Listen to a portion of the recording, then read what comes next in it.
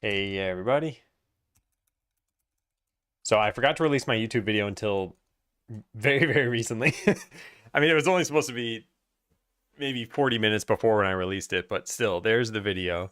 It's on rapid prototyping, and I think it's pretty good. Hey Darkstorm, hey Grace, hey Life's Faded. Welcome in everybody. Can I look into issue 85 before I start? Sure thing.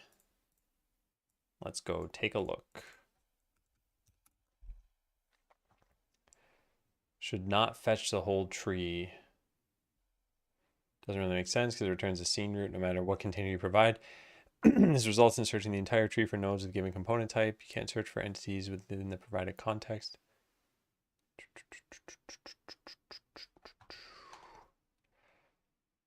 I don't know how groups work in Godot. This is something I hadn't tested. Because I recognize that this is passing in get tree. Or this is calling get tree. But I don't know if calling this on a lower node in the tree actually does anything different.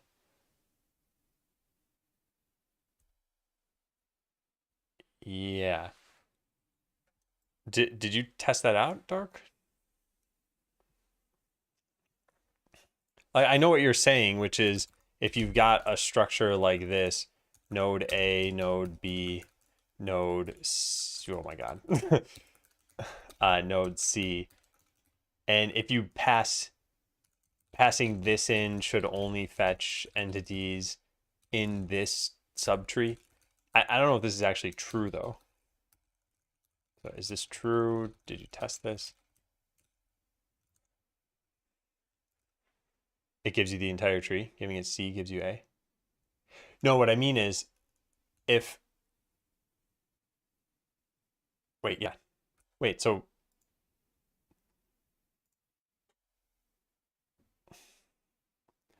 what's the problem here? Because the point of this was for it to give you the whole tree.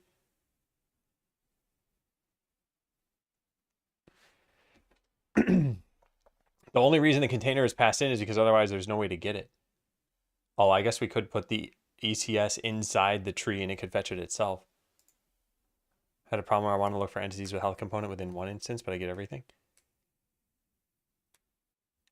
Yeah, so if we want to do that, I think we need to track entities differently. And the way I was thinking about this is that if you want to get entities with health component inside one instance, you would look at that instance's battlers that it has, which I guess is inside the battle system.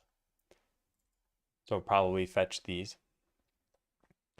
Alternatively, what you could do is you could just add a like a battle component or something, and it just keeps track of like int slot number, and then fetch all entities with a battle component and filter it yourself.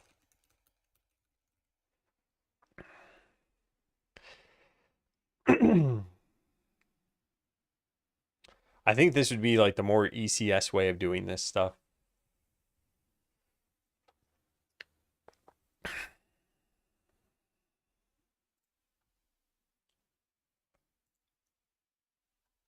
Yeah. Anyway, I'll probably, if you don't have any more questions on that, I'll probably go look at your PRs. Oh yeah, I gotta update the today command.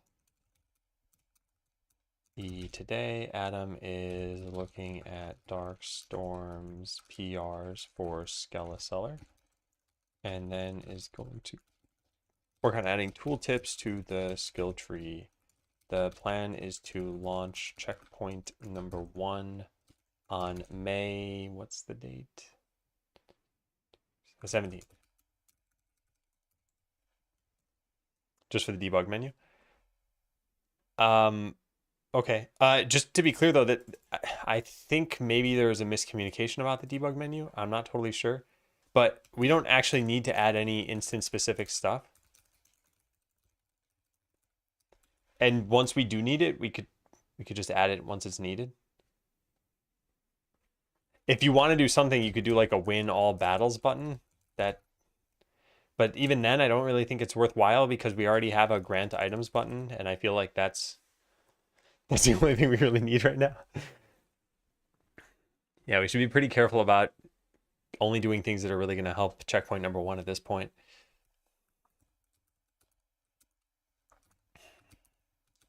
All right, I should have no outstanding changes. Let's cut through all of these. Wow, I have a lot of tabs open. So many tabs. What are all these doing? All right, there. Git stash. Also filed an issue on winning and losing battles, but I don't think it makes sense anyway.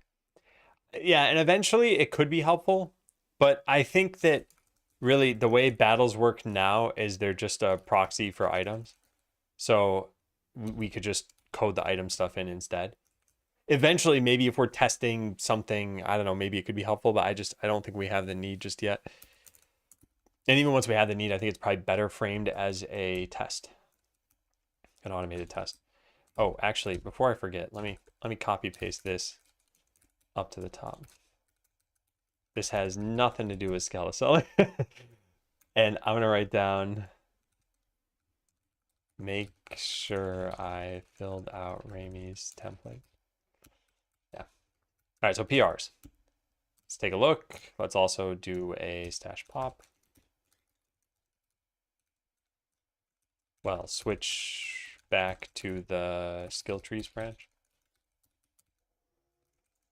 All right. Can you hear that? You can probably hear that. Someone just started a very loud something outside. I don't know what that is. Although it looks like it went away pretty much immediately. So we got 2 PRs. Gonna proceed with them in order.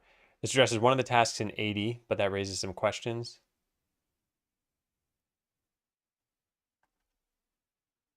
Oh, this wasn't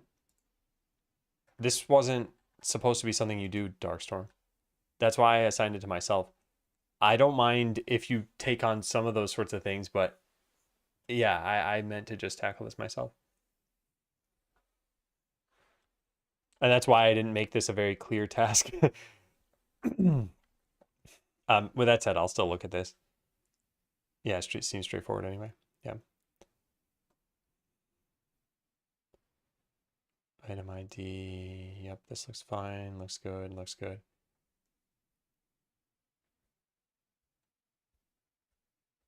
Oh, interesting. This changes all ability. Oh, it's on another branch. I'll just copy a reference to this. Check to see if I made all ability data.get look like this. Shouldn't have a try in it anymore.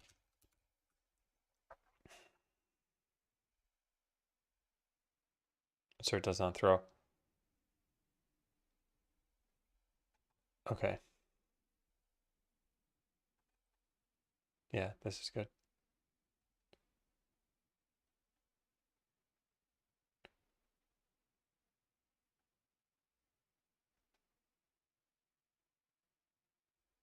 Okay. Yeah, I am happy with this. So do we validate through tests? I think the answer is yes. I think this is fine. Do we need an extra existence check in Git since we're already checking the initialization through validate all items? We shouldn't. Yeah, we shouldn't need it.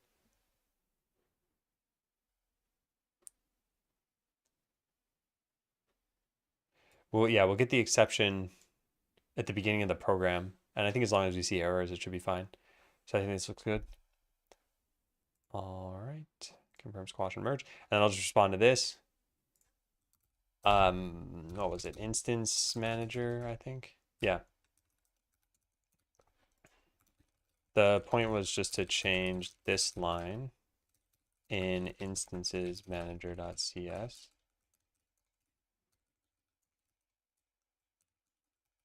to this.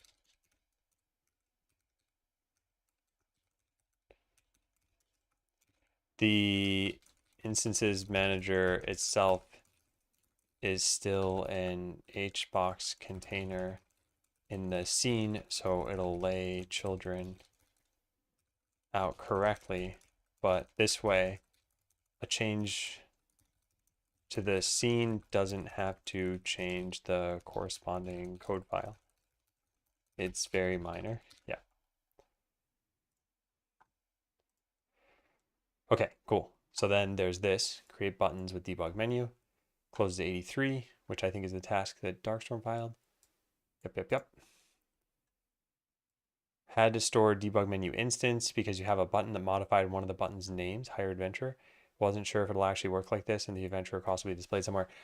Yeah, so in this case, Higher Adventure is something that the player should actually have.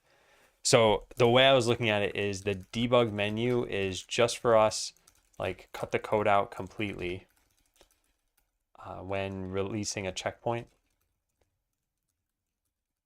And then the like Higher Adventurer, it's a proxy for eventual functionality, but that functionality is exposed to the players. With that said, this is probably fine for now. Although we probably should move that button out of there. What else do we have? Is there anything else the player would need? No, I don't think. Well, actually, yes, I guess. Upgrade storeroom and upgrade shops. So those probably still need to be in the town. But yeah, everything else can be moved. Move game speed code. Don't think it belongs. Left the one inside there. Sounds good. And this is created inside the viewport. Otherwise, just add child adds it to the root, which basically expands the main container, placing it inside this, made the target. Yeah, let me check this out. It's 84. So git pull GHPR checkout 84.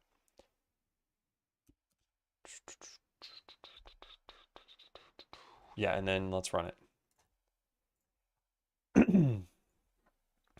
I think you press Q to open the debug menu.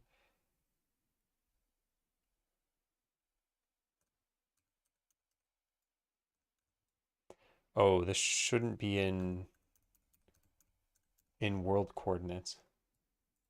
We should put this in its own viewport. Okay, so there's a couple tiny changes, I guess. Also, what was that?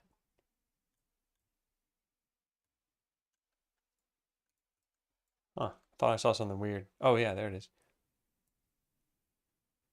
I see. It's the anti-aliasing that we have.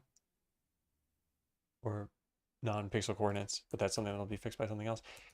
Okay, so a couple small changes, just a couple of small changes from a functionality perspective.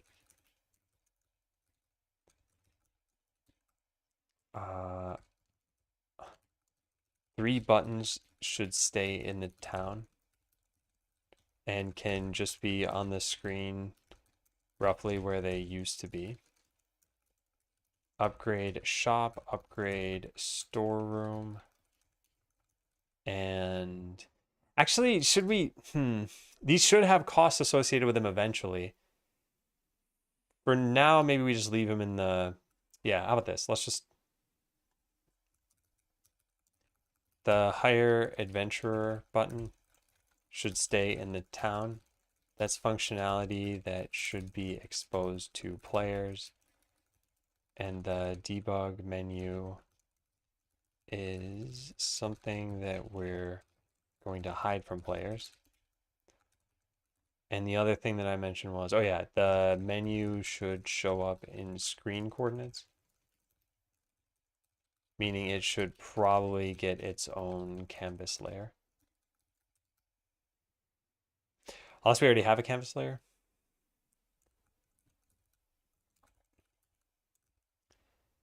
Actually, money. I'll leave it at that for now. Yeah. Oh, so not like it was before, but at some fixed position. Yeah. So what I was thinking is we could. Where is the debug screen? I don't see it here. Debug menu. It might get added dynamically, I guess, right?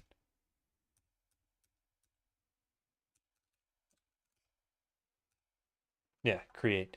Yeah, so this gets added to a sub viewport. If we just put this inside of, let's just add a child canvas layer.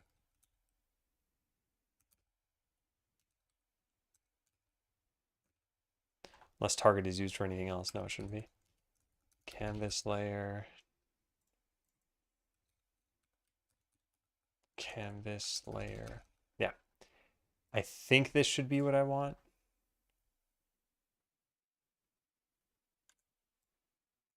Not quite.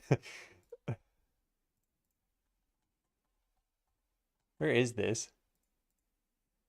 Maybe it doesn't even have a position? No, it does. It's just located there. Well, anyway, something like that. I would need to, yeah, it would need to be different from this, but something like that. Oh, it has a position in the, oh, I see. I see. And that's in debug menu or transform. Yeah, so if we get rid of the position here.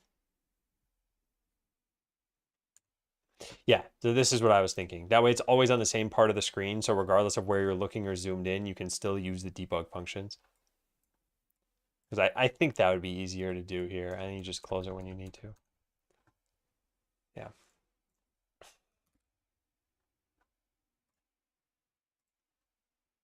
Okay, yeah.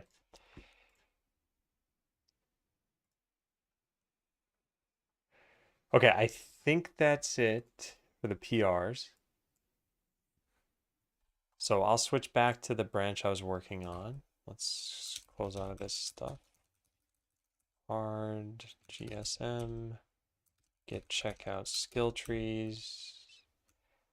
Why does it think I have changes? What are these? Why does this happen? I don't know. I don't know why that happens. Git stash pop. There we go. All right, so let's go look at all ability data. Yeah, Git does have a try Git, and we don't need that anymore. We could just do what Darkstorm did. Abilities.get does not contain a definition for getting by that. Yeah.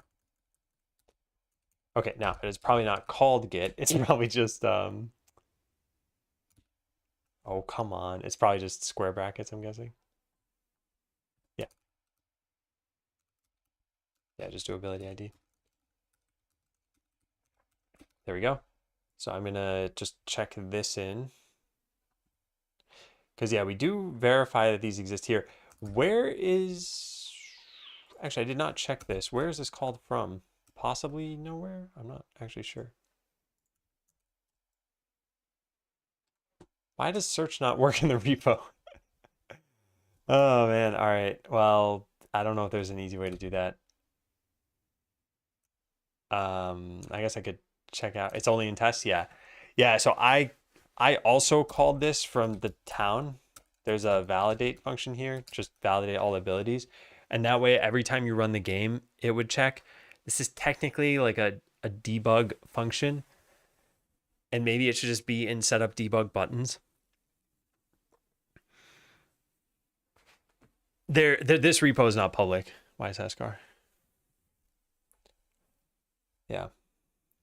The repo is unfortunately, yeah, I wanted to, what was that? I want to sell the game when it's done. And I think if we made the repo public, it would just be harder to do that.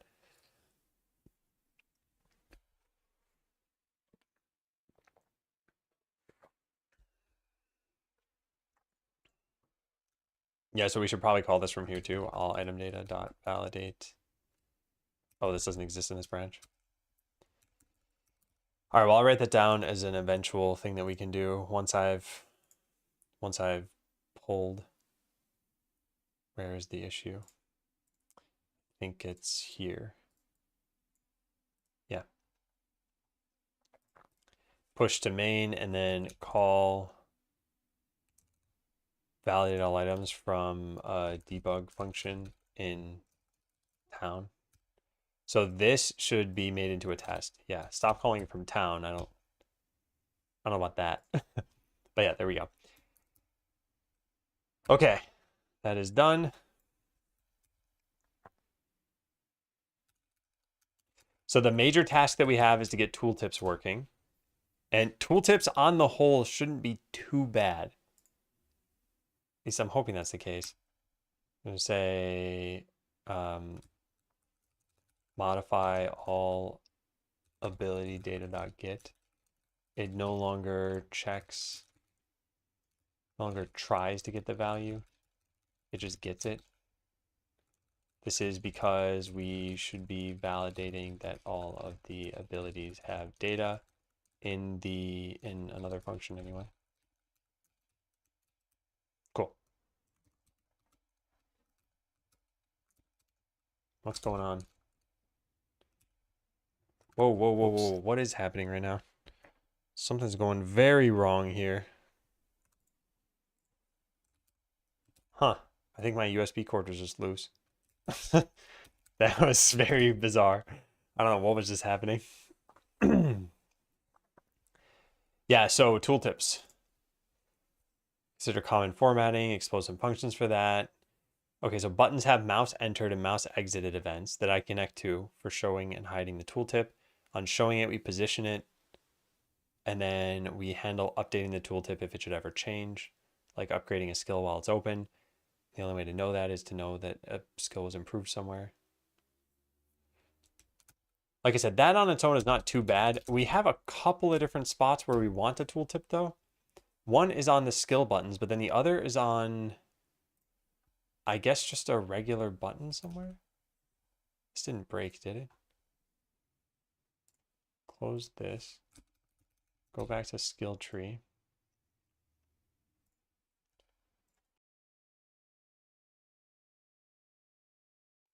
Excuse me, I had to sneeze. Hey, Charlie. I missed your message. Sorry. But welcome in. Yeah, so this, what is this? This is a regular button. Okay, this should probably be a skill button. And if it's a skill button, it should be associated with a skill, and so it should get a tooltip automatically. But this is only ever going to be locked at level 1, which means it would need a different tooltip than the other ones have. No, is that even true? Where is idle ascendance? How did I do tooltips? Like so. Oh, we could just have a return a string that's not that. Yeah, okay. That shouldn't be too bad. Yeah, we need to make it a skill button then. So I'm going to instantiate a new skill button. How do you do this? I clicked the wrong thing. Skill button. All right, this says class passive skill. I'm going to just paste that there. And then this should be called passive skill. Then the code skill tree gets passive skill. This is now a skill button. Oh, it's called label? That's a mistake.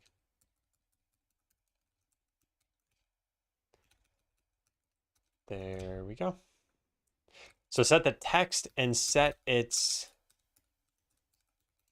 init to the passive ability ID. In fact, its init could just have the text here. I don't think it's super important. Yeah, I don't think it's super important. Let's test just that change out, because that on its own is enough to be worth committing. So I hire an adventure and I press this, and yeah, mental switch. Wait, what? That's wrong. That's the ID. That shouldn't be the ID.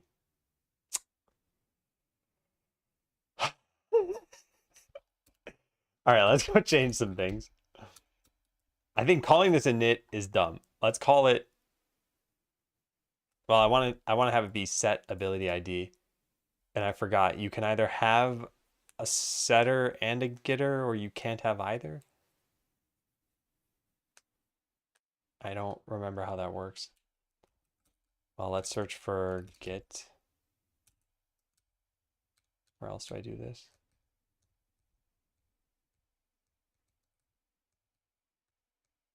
No, we just never do that.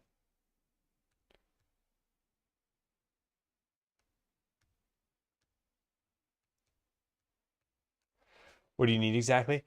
I want to have a custom setter for this, and I think we just can't use the property syntax if I do that.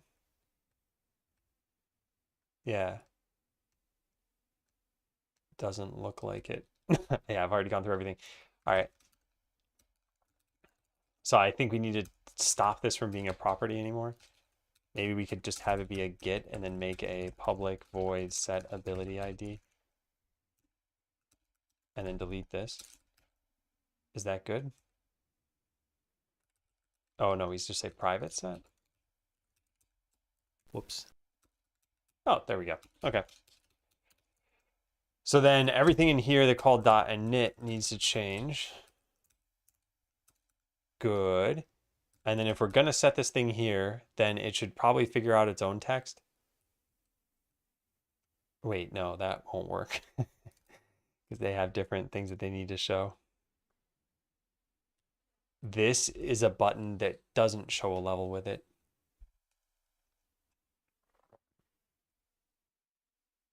Oh, fine. Whatever. I'll just do it the right way. Isn't it technically the same as a public setter? It is now. Yes. Because I was going to do something in here that I decided not to do. So I'll just delete this. Yeah. The reason why, so what I was going to do is I was going to have it set the text. Right now, this is the ability ID, but its display name has a space in it. And so I was going to set this, but then I realized most skills actually have the level in parentheses. And that'll probably be changed at some point.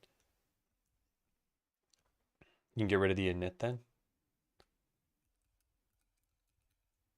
I mean, I should probably. Yeah, you're right. I can delete that. It doesn't need to be a function. We can just have dot ability ID equals this. So passive ability data equals, you know what I want, good. And then set this to the display name. Okay, that should fix that problem. This is the easy part of this, although I don't really think the tooltips are going to be all that hard. Hey, Stockton. Yep, there we go. So now there's a space in here, as I would expect. The rest of these things all work. Clicking this does nothing because it's got signals that are just not connected to anything. All right, let's check that in. Why did this change? UID is different, whatever. It's probably fine. Yeah, we got rid of init. Passive skill button. Yeah, sounds good. Convert passive skill into skill button. It's tooltipping time. So we had a skill tree over here too. And this had hover, which I think is called mouse entered. Yeah, mouse entered and mouse exited. So we need those. So let's start with just that.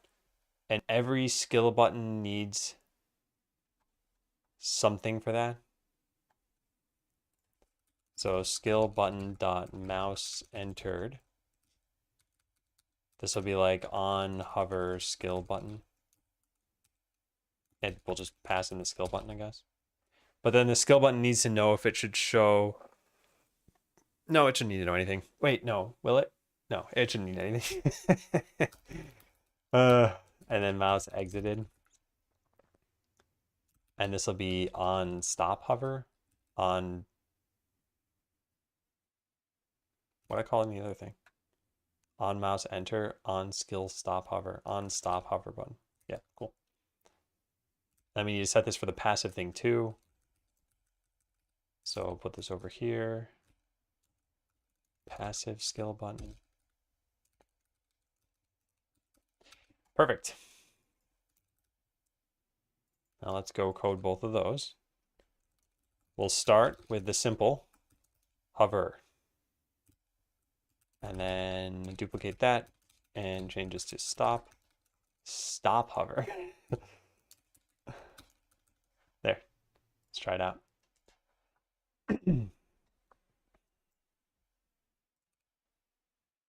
Hover over counterattack, stop hover over counterattack. Yeah.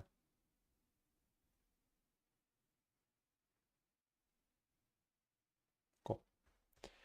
Before we started, I imagine you'd have a JSON file with all the data, like description, base power.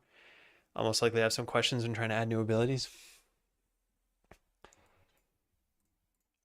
It's possible we end up doing something like that, but I think if you just look at at idle ascendance,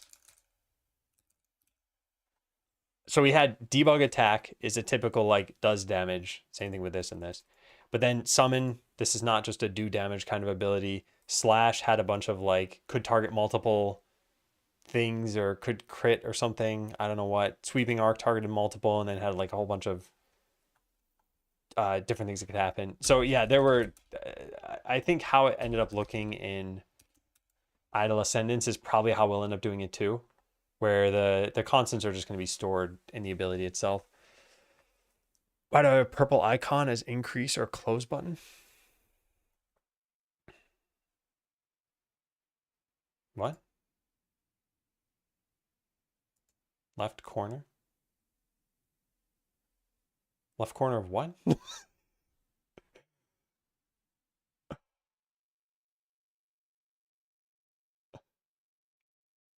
Wait, I'll clip. Okay.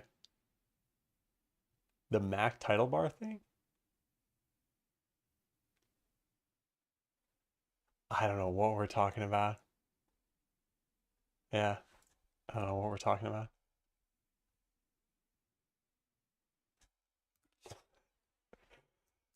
Okay, well, we got this working. So now we needed to actually show a tooltip in that. And let's go back to skill tree.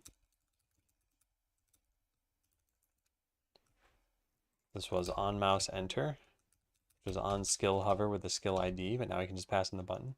Very nice. Hey, Ducky Gamer.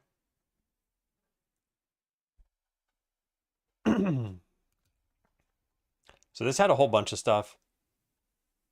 It would populate the text. Description could be a string. Why? No, could it?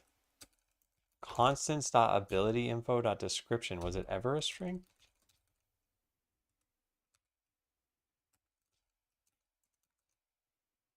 Oh, yeah. 4 of them were strings. They were literally the string, how are you seeing this? Because it was never supposed to show up. All right. Ducky, what are you talking about? I'm a bad creator. Will you help me?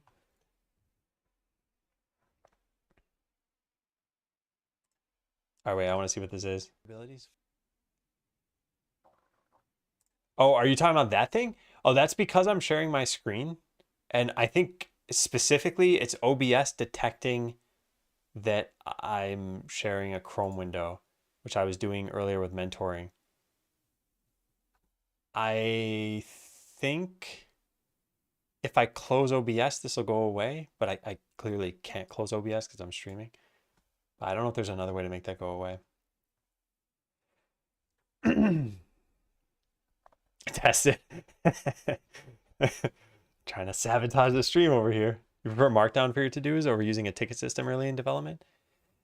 I think the advice I always give is just do whatever works for you. And so if you're working on a solo project, for example, it's almost certainly easier for you to just write a to-do list like you normally would. And if you're working on a group project, it's almost certainly harder to just write a to-do list that way. And now all of a sudden you need tasks so that people know what you're working on. So yeah, early in development, if a markdown list works for you, then by all means do it. I think the problem that I end up having there is that you end up with a list that looks, something like this. Just imagine it was a markdown. And now you're like, oh, another developer joined. I got to convert all of these into tasks. And it's nice to just kind of start from that way in the beginning. I've been trying this for my own projects. Like this doesn't have anybody else working on this, and yet I still have a project here with tasks. It's really not too much overhead to just add them into the right spots, especially when you have, your homepage linking directly to these things. Hey, Timon, how you doing? I think I caught like 13 seconds of one of your Super Metroid streams. You were doing something. I didn't recognize the acronym of whatever run you were doing. I was like, what is this? And I didn't have time to watch, so I never ended up finding out. But I hope you're doing well.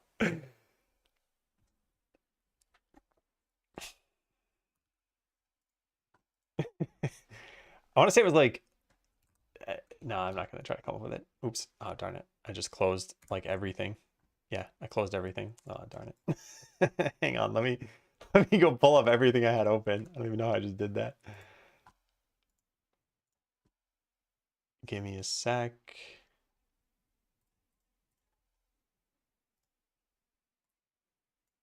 While I reopen this. There we go.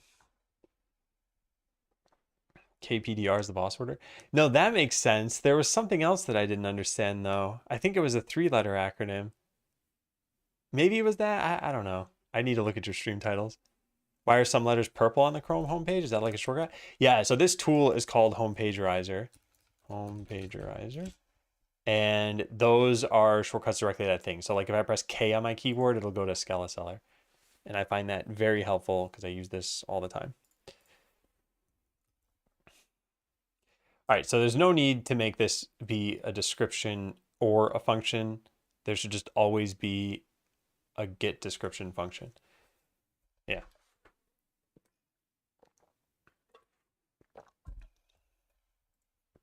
So let's take a look. All right, Ducky, I am gonna have to time you out. I'm intentionally ignoring your questions because they're like, can you promote me and stuff.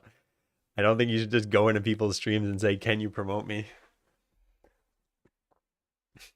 I'm assuming you're very, very young, in which case just, make content and see where it goes. Let's see. So where should I put this? This used to be in constants, but if we're going to have a link to the ability itself and we have the adventurer, oh, but they might not have the ability. Oh.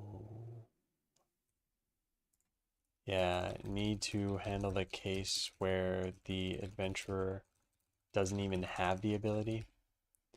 In that case, we could create a level 0 ability for them. But the tooltip would need to know what to do when it's level 0. Isn't that pretty much what I'm just doing anyway? Yeah.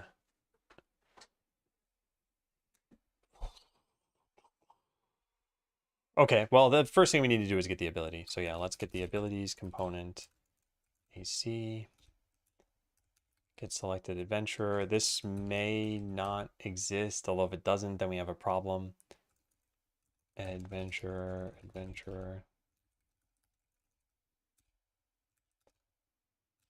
Yep, good. Now delete this. Okay. So if you have the ability ID, then I want the ability itself. Yeah, this might not exist. And how do we know if it doesn't exist? Does get ability return a question mark? Yes, it does. So if ability equals null, then ability equals base ability.create. Now, when you create an ability, it should probably have its level set to 0, actually. I don't know. Questionable. It's definitely questionable. Let's set it to 0 for now. Hey, Koff. I'm doing well. How's it going for you? Man, I bought an anti-fatigue mat a long time ago, and whenever I stand, I use it. I'm sitting right now, but I realize I almost never want to use it because it's just too much of a hassle. So I think I'm going to finally return it. I wonder how many people like anti-fatigue mats if they're using them. I wonder if it matters what your flooring is. It's like this room is carpeted, so maybe it's better to stand on than it is to stand on a hard floor. And so now no matter what, at this point, you have the ability, and now we want to show a tooltip with the thing. So let's get the string tooltip content. So we would get the description or get tooltip. Yeah, now we don't have this function. So there'd be a public virtual string get tooltip. Oh, wait a sec, after this might not be a string. It will be at first. It should probably always be one. We should probably have some way of going from a string into a specialized component with like colors and stuff. What do we do in the slash ability? We return a string, yeah, okay. What's create about? I guess you just can get rid of the abstract keyword. This create? Wait. Oh yeah, okay. Yeah, this create is a way of taking just an ability ID and turning it into an ability. And this is important in a bunch of different ways. Like a lot of times we know that an adventurer has an ability, but until you, well, anyway, it's probably clearer looking at the code, so let me show that. Abilities component. So yeah, let's say we want to grant a level to a particular ability. The adventurer may not have that ability, in which case we need to create it. And the only thing we know about it is just its ID at that point. Don't know if you remember, I was building my corn keyboard and everything was going wrong. Now it's working, so I'm happy. Oh yeah, was it a soldering problem? Like, did you reflow everything? Did you manage to test everything? How did you fix it? That's what I'm curious about. All right, so get tooltip is going to be a virtual function, and it needs to take in an entity, I guess. Because there's, actually, should it? Not all code paths return a value. Do I not? I shouldn't even need to do this.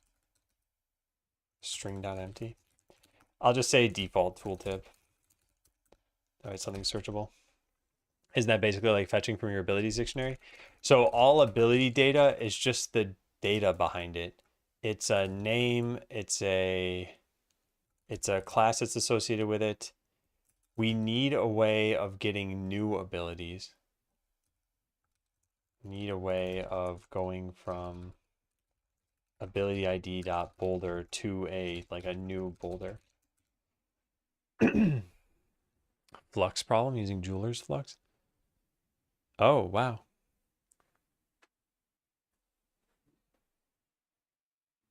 Okay, yeah. Well, I only got whatever flux came with my soldering kit, so I don't know what kind of flux it is, but I assume it's appropriate.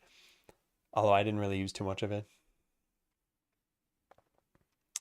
Well, good. Yeah. Also, if you haven't heard this before, you should be soldering with like a ton of ventilation, probably a mask. I think it's probably natural for hobbyists to be like directly over the thing they're soldering with fumes just going straight up their nose. It's not healthy for you.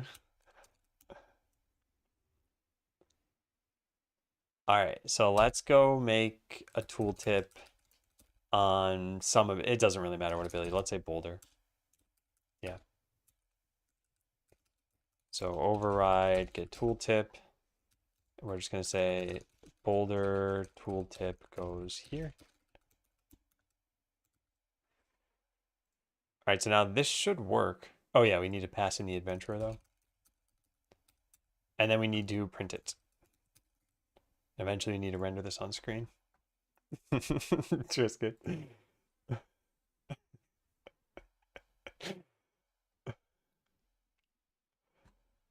All right. It's probably rendering. Yeah, here it is. So we should see default tooltip in most cases, but when you hover over boulder, which you can't even do. Oh my God, I didn't think about that. I also guess we're going to run into another problem here. How did I? Yeah, I see. Okay.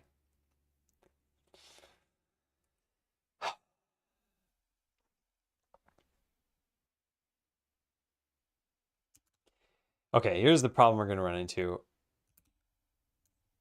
It's that things like this boulder power ability, which shows right there. Hey, Snot. This doesn't have a corresponding class underneath it. Like I can't search for boulder power, there's just boulder. And the only place this exists is right here as an ability data. So we need some way of associating a description with this thing. And making a class would be one way to do it. And it'd probably be the best way of doing it. But then we need a class for every single ability in the game. And an ability like this is just data in the end. So there are a couple things we can do. Yeah. Problem, many abilities are just flags to indicate that you have an ability at a certain level. For those, we don't even make a C# class. So we don't have a chance to override get tooltip. However, we still need tooltips. So option number 1 would be put the tooltip into ability data, or reference the tooltip in ability data.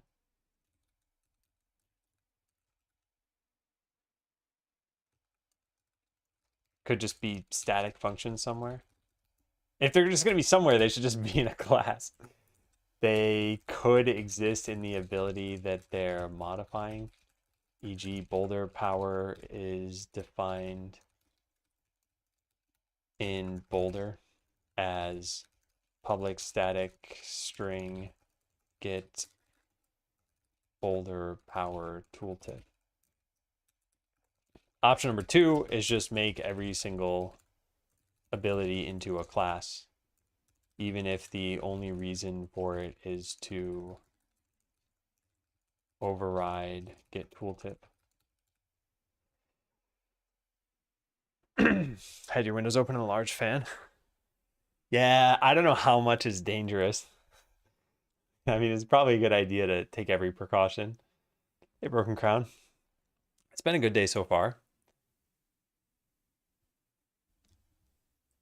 So the problem here would be enemy skills. There's going to be something like enemy basic attack that just does damage and doesn't need a tooltip. Although in that case, I guess it wouldn't be a problem. I'm leaning toward just making classes for everything. It's gonna need one extra file per thing as well. Maybe that's not worth it.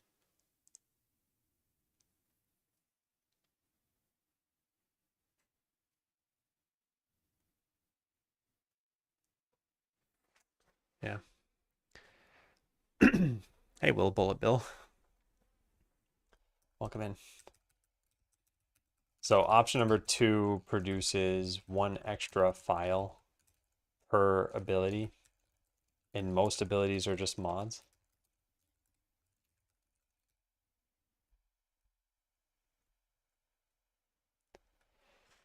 I think what I'm leaning toward is option number 1 here. Could you write your project entirely in GDScript? Yeah, you can. I just didn't necessarily want to because I thought there were some rough edges around GDScript. Yeah, I think I'm leaning toward this. The tooltip abilities are all just static functions. And I like that this doesn't create an extra 3 files per ability, and it keeps them all together. So I think we're just going to go this route, in which case having a get tooltip on base ability isn't really that important. They would all be static functions. They're pointed to, yeah, by this. Okay. Yeah, I think I like that.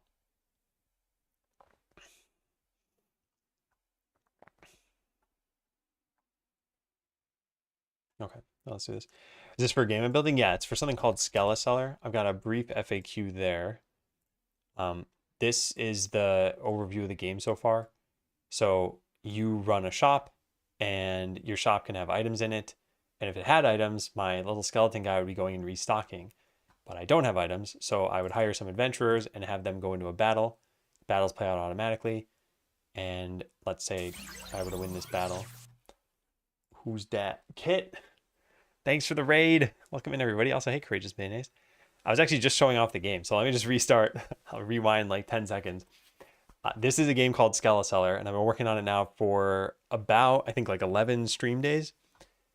And the way that it works is you run a shop, you're a skeleton, and you try to sell things to adventurers who come to your town. And you can hire adventurers and get them into battles, and the battles play out automatically. And if you win these fights, then you'll earn items. So if I click upgrade a few times here. So as soon as I win this, we will get a bunch of items in our town. And then our little skeleton workers are going to go pick it up and they'll bring it to your shops. And then customers can buy those items. And then you'll use this to upgrade your town, to upgrade your adventurers. And then they'll be able to do, more battles and win more items and a whole bunch of stuff. So what we're working on today is the skill tree. This is very rough around the edges right now. These aren't even classes in the game. They're just auto-generated things that way you have something you can click in here. And each class is going to have a class-defining passive ability. So here we see mental swiftness. This is a chance to use another ability right after using one to begin with. And then 2 active abilities that have modifiers for them. And you can only put points into the modifiers of these, and you can remove them whenever you want to as well. And so none of this really totally functions yet, and that's what we're working on today. So yeah, welcome in everybody. What is this called? This is called Skeleseller. There's a better game in 10 minutes. Not the stream minigame. Yeah, let me undo the negative coloring here. Here's the working logo that we have, which I am very happy with. So this is a brief FAQ about it. The goal is in 9 days to release the first checkpoint of the game, which is going to be mostly what you see here, but with a little bit more in terms of a goal. So right now there's this money thing in the game, which is set to a ludicrously high number. But imagine that this started at 0 and the goal was something like earn 10,000, or maybe it's, I don't know, beat a boss in the game or something. So I want there to be some goal like that, and for people to be able to give feedback on, is this going in the right direction? What this all started as is a game called Idle Ascendance, and that was really just the battle system of this game. So this is currently playable, not that there's really much game to it, but the way this started out is you picked a character, so pick the mage, and then you could move around in this world, and when you got into a battle with something, you would actually manually choose your ability at first. So I pick Fire Blast and he uses Fire Blast. And then as you level up, the first skill you get is an automation skill, which would make it so that you're no longer controlling battles. So that once you're level, whatever, 10 or 20 or something, you're just kind of choosing where you want to move your characters in this world. And then the goal of this was to eventually beat this boss here, this level 50 dude. So this was a good experience because a lot of the feedback was like, okay, well, if I'm only controlling my characters moving around, then what am I actually doing when I'm playing the game? And that's what led to Skeleseller and like, okay, well, let's add a town mechanic then. And that way you will earn something from battle that'll help fuel the town system, and the town system fuels the battles and should be better. If we consider putting a running kit somewhere in it. The goal is to win. It's to win. Welcome in everybody. Kit, thank you for the raid. Hope you're doing well. Love to start learning how to code for games. If you want to start learning how to code, honestly, Godot is great for that. Really just type in Godot in any search engine, go to the download it. It should be super fast. You can load it up and you can just start working on something. And the first thing I'd recommend that most people do if you're going to go that route is you'll see it something like this. Just make a new 2D scene, drag the icon that you get into the scene, and then attach a script to it. And it'll be a slightly different interface. You'll see something here like icon.gd. That's GD script. And from there, you can start just doing simple things like, oh, change the position of this, or change the scale, or make it so when you press a button, it turns red. And that's it. That's the foundation for a game. And once you've got that, which shouldn't take too long, you can start looking up what you want to do afterward. Yeah, you can export so it runs in the browser. Yeah. What's my favorite game to play, or what inspired me? So all of this came from a very long line of inspiration that went all the way back to Diablo 2. So Diablo 2 started and no one was writing bots or doing anything. They were just having fun. It was like 1998, 1999. And then all of a sudden, I don't know, maybe like 10 years later, it was swarmed with bots. And you'd leave these bots on overnight and they would go and collect items for you. And you came back in the morning and people would just sell these for real money. And so I thought, what if there was a game with only bots? And I made a game called Botland, which you might have seen. Maybe you have this in your distant memory. It was not a very successful game, but this is something I launched back in like 2020 and have since discontinued. And the way you controlled this game was you made scripts either in this, which is Blockly, or you could write in JavaScript. And this is maybe too much control. So it was a game that would play out. There'd be a battle. You had to protect the CPU or attack the CPU, depending on which character you were. And so that's what inspired this. What's my favorite game to play? That's a good question. I have a whole list of them that I've been keeping, and it's hard to say what is my current favorite because at any given time I feel like there are games I had fun playing that then are like I've gotten the fun I'll get out of them. So as an example, like I liked Super Metroid. I don't really find Super Metroid a lot of fun nowadays, but I still fondly look back at that game. So I don't really know how to answer the first part of your question, but yeah, the second part is I guess Diablo 2. Can help Adam get a gaming element in the gauntlet. Yeah, keep those scammers busy. Is that a basic library, the block codes, or is that original? So Blockly is something, well, I don't know how that just happened. Blockly is something that I believe Google owns now. And it's a library you can plug in. It's open source. Yeah, they've got a sample right on the page. And it's pretty nice and intuitive. I think it's great, especially for kids or for people who don't know how to code. You can't connect blocks to things where it doesn't make sense. Okay, well, you can do that. Well, anyway, they prevent you from doing things like I can't put this print statement in the right side of this while here. So it's the typical puzzle piece mechanic that, yeah, I think it helps keep people on rails and not have to worry about syntax. What games do I like nowadays? Most recently, I've been playing Stardew Valley again. I really like that. I was playing World of Warcraft before that because they had something called Season of Discovery, which went back to like the classic times with some twists. And I'm also, I guess I'm playing, I do a game night once a week and I'm playing the finals with some friends. So I like a decent variety of games.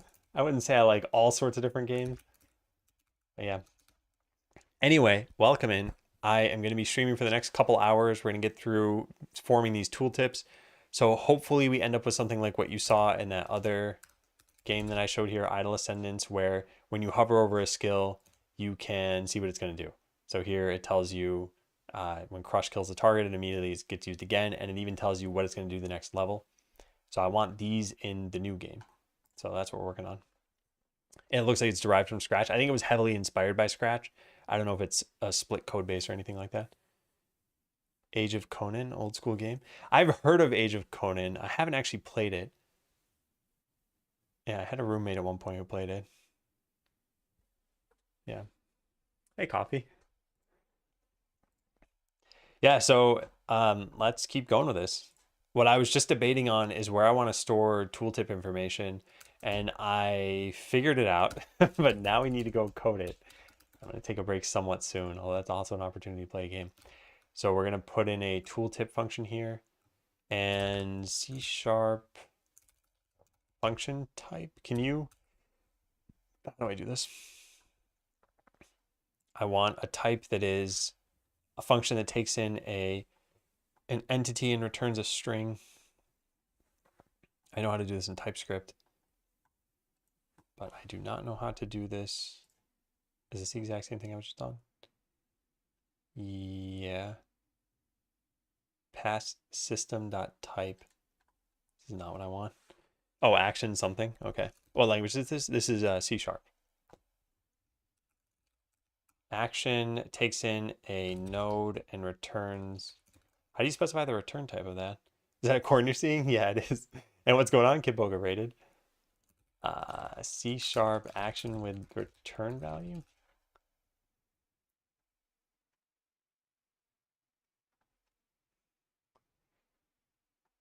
Wait, generic delegate T comma T result. Oh, func. Okay, yeah. That's what I want. At least I think that's what I want. So func takes in a node, returns a string. Tooltip func. All right, does that work? Hey, nice. It looks like it works.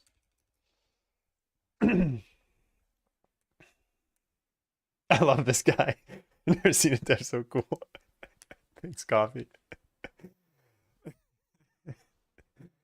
I appreciate it. Yeah, I've been streaming on Twitch for quite a long time. Although I did take a break to go work back in the industry again, but 2015 to 2020 was all Twitch time, and then 2020 to 2023 was working at Google, and then December of 2023 was coming back to Twitch. And a lot of how I treated Twitch in the first 5 years, thanks Coffee for gifting the sub. And welcome, Anti. A lot of the first 5 years of Twitch, I felt like I gotta grow. I gotta grow as a developer. I gotta grow as a streamer, and I just pretty much gave up on that.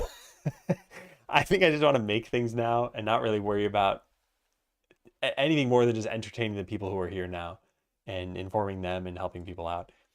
Like, there isn't this desire to go get thousands of people watching. Why did I follow in 2022 then? Did you follow it? Oh, I did like 5 or 6 streams in the 3 years I was working. So yeah, a stream every half year or so. Released a mobile game written in Unity. Pleasant and unpleasant experience. Does Godot have good support for multi-platform release? I haven't released a mobile game through Godot, but I will say that I did do a web export for that game that you saw earlier, Idle Ascendants, and that was dead simple. So that was at least easy. And we're going to find out when it comes to this game, Skeleseller. It's going to be on Mac, Windows, and Linux. I don't know how that experience is going to be, so we'll see how that goes. All right, I am going to take a break. I'll write where I left off here. Where I left off, get the tooltip function to be manifested in ability data. All right, is it jump time? It's jump time. All right, so those who haven't seen this, you can type join to play, and then J and a number will make you jump. And the goal is to get as high up in the world as you can. And the way that the numbers work is a little bit confusing at first, so just try things out. You got about 30 seconds before the game starts. And I'll be back in a few minutes, and then we'll keep coding. So have fun. See you soon.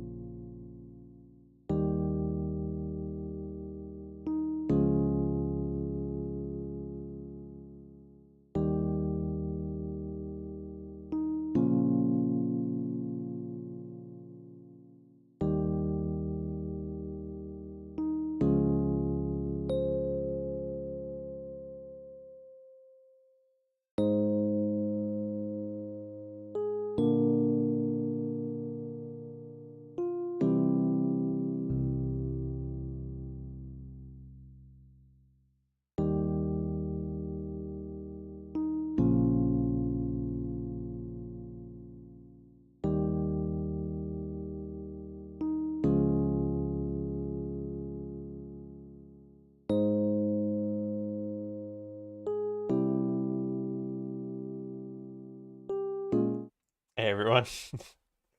Hope you had fun. So you can join even on this end screen if you ever want to try something out here and just kind of see how you can jump. One of the things that a lot of people are confused about at first is that Twitch will block the same chat message multiple times. And in that case, just append any garbage to the end of the message. You could just type AAA or something at the end of your message and type the same thing twice if you want. I'll hide my camera for a second so you can see if you just joined now to try it out. Also, I think that was comical. 20 Play-Doh free going up. Massive block of walls, yeah. And if you're a subscriber, you can change your name color and you can add particles. It's like the only perk of subscribing on my channel. All right, I'm going to close the game and we're going to get back to this. There we go. How do you join? So the next time we'll play is in another hour from now. I try to take a break every hour. I don't run ads or anything during that time. We just have the game running. So at that point, you can just type join and it'll join. Okay, so let's get back to work here. And we are going to manifest a tooltip function. So that'll get saved here. Can we say to generate a... Yeah, nice, we can. All right. So we get the tooltip function, which means that this now needs a way of passing this in. Let's just have a default tooltip function, private static string get default tooltip. Return tooltip goes here. That sounds good. Now, can we do that? Cannot convert from method group to system.func. Why can't we do this? Yeah, C# pass static function as... I want the function itself. You need to use a delegate.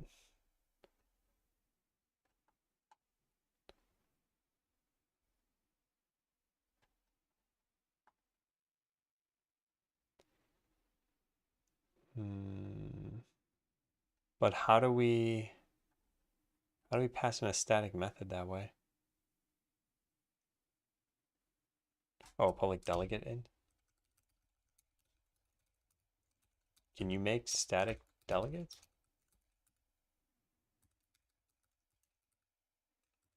I don't know what I'm doing. Mismatched argument count? Oh, yeah. We need to take in the node entity. I forgot I even put that in. Actually, maybe at that point, this would be type of namespace. Node cannot be found. Yeah, that's it. Cool. What switches am I running? I think it's in my repo somewhere. Although not this one. Oh, where would it be? The corn keyboard that I made. So like CR, this one. I'm using these kale chocolate reds.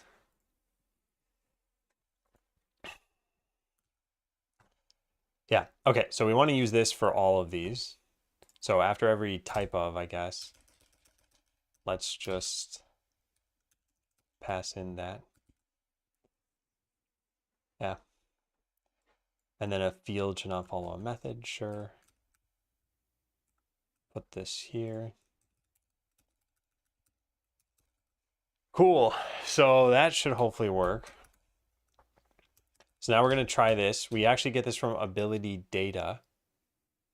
And we don't have the ability data here. So let's go get that. Ability data. Got it.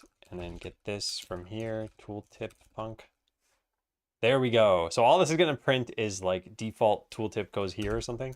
Did I delete the override?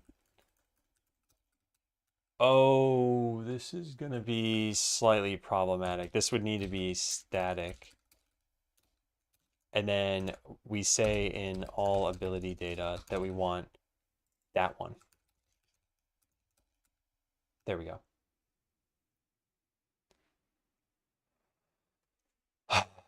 This is this has a lot of room for improvement, but let's try this out.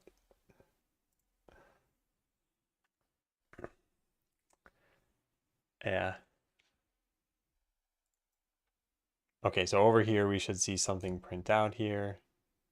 So it says hovered over boulder power, tooltip goes here. All right, you can't hover over boulder. Okay, I guess let's just put that for boulder power then, huh? Get boulder power tooltip. There we go. Put that over here. Use the default one in the meantime. And put that here. Cool. All right, that should work. This is just going to have a slightly different string in it anyway. Then we just need to render it on the screen. All right, so when I hover over this, what does it say? Boulder tooltip goes here. Yeah, perfect. Whereas the other ones say tooltip goes here. Great. That's it. Small steps. Boulder power tooltip goes here. All right, static should appear before non-static members. Sure.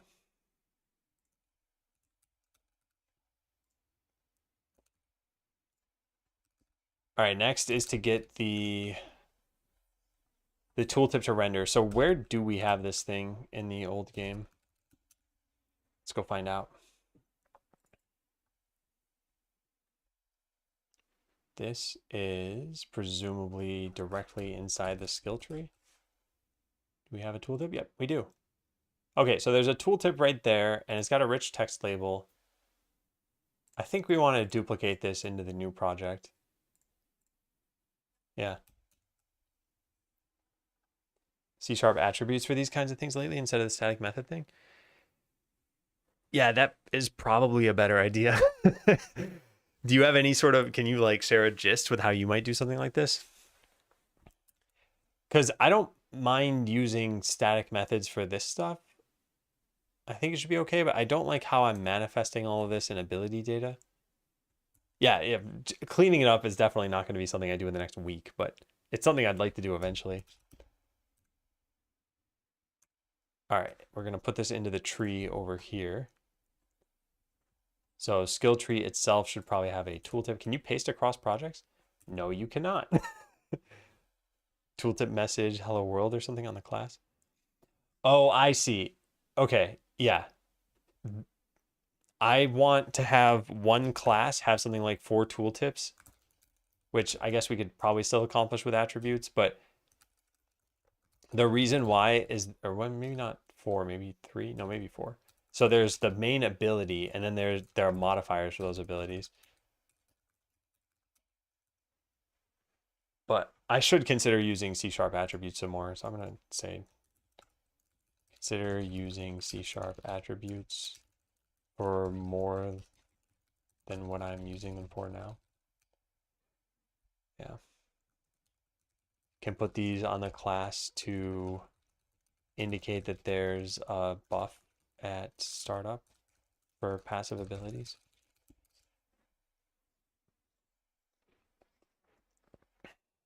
Okay, so if we can't paste across projects, then I just need to replicate this thing myself.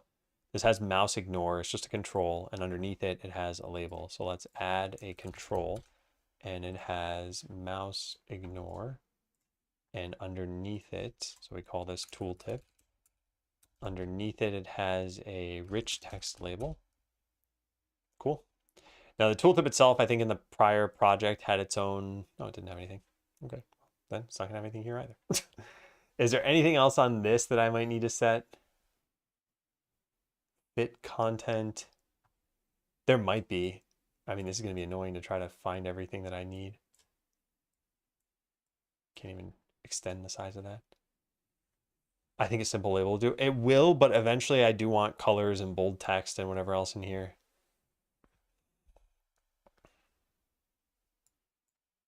So yeah, fit content. Scroll active is off. Is there a way to see just which ones you modified? Expand non-default? I don't know what that does. I don't think so. I think this would have been it. But yeah, I don't think there's a way to do that. So is there anything else here? Threading, layout. There was some positioning stuff, but otherwise I don't think it should matter too much. Position, transform. Yeah, I don't think any of that should matter. And then any theme overrides I'll just worry about. You think maybe if I collapse them all and then set expand non-default, it would work? Yeah, I think you're right about that. Yeah, and we styled this differently, but I'm not going to worry about this part for right now. So whatever this looks like to begin with is what ours is going to look like. Okay.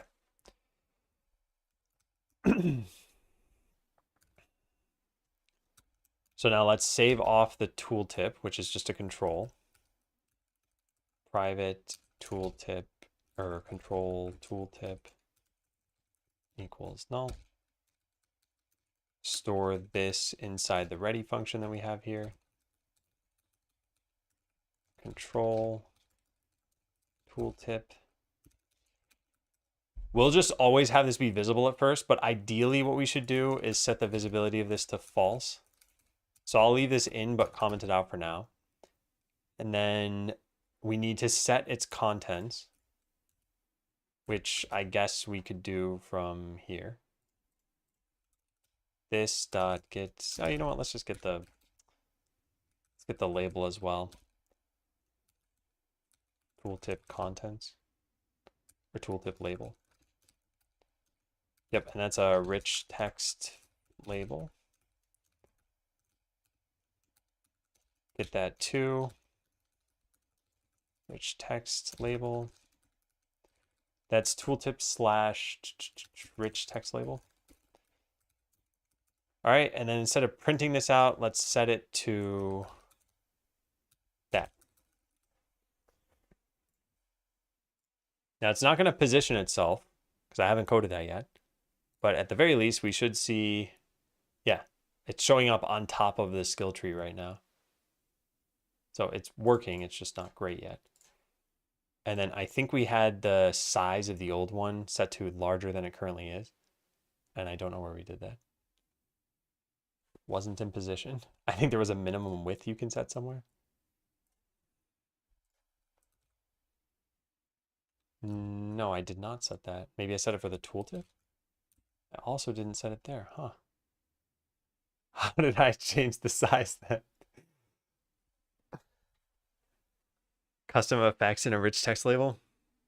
I don't even know if we need to do something like that yet, but I think at the very least, the normal text decorations, like I said, like bold and colors, I think those could be helpful. And also just having new lines and everything. Although maybe regular labels can have new lines too. I don't know what set the size of this. And if I, yeah, like this looks like it's set to a certain size. It's probably just done in the transform then. Yeah, there's a size in here. But this isn't the minimum size. And if I reset this, it goes back to nothing. Ooh, that didn't even work. Oh boy. Okay, well, let's act like we didn't just do anything. So now let's try to set the same thing over here. Transform, the size of this should be larger. Maybe something like that. And I want it to grow automatically. I think the old one didn't have a problem with that. Well, now it's huge. But yeah, I don't think there was a problem. So I think this should just know. All right, next we need to position it. So the positioning code I already had based on this. So let's just copy all of this stuff.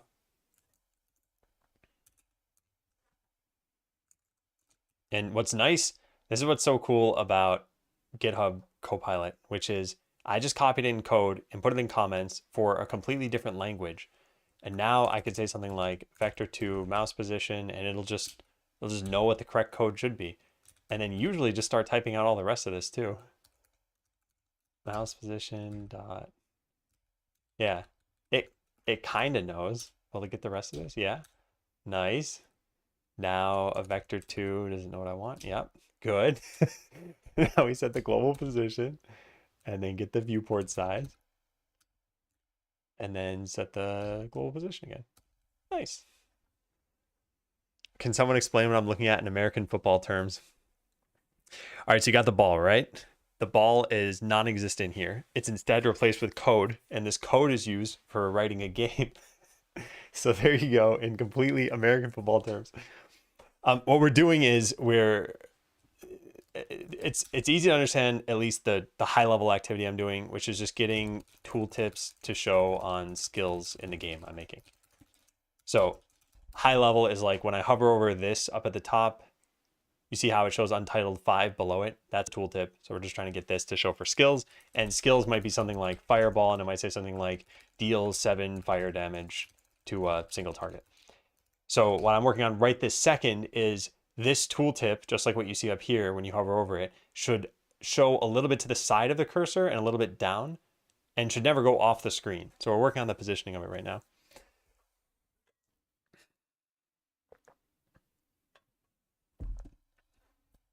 Yeah.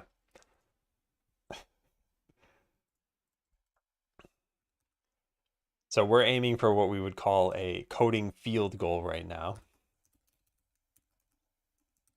which is not worth as much as a touchdown.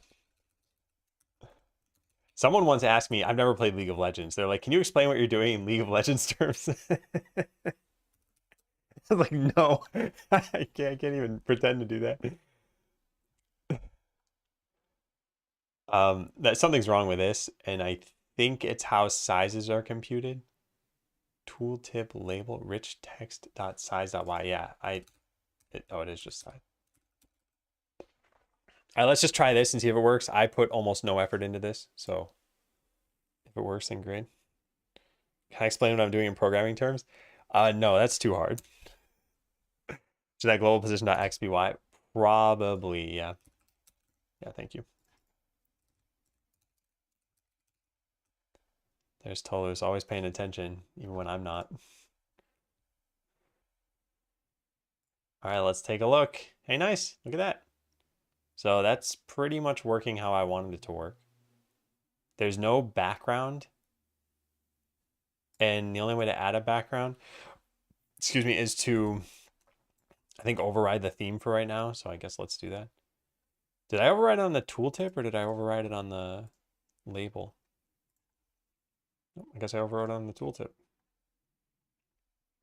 Styles normal BG color. That's what we need. So styles normal,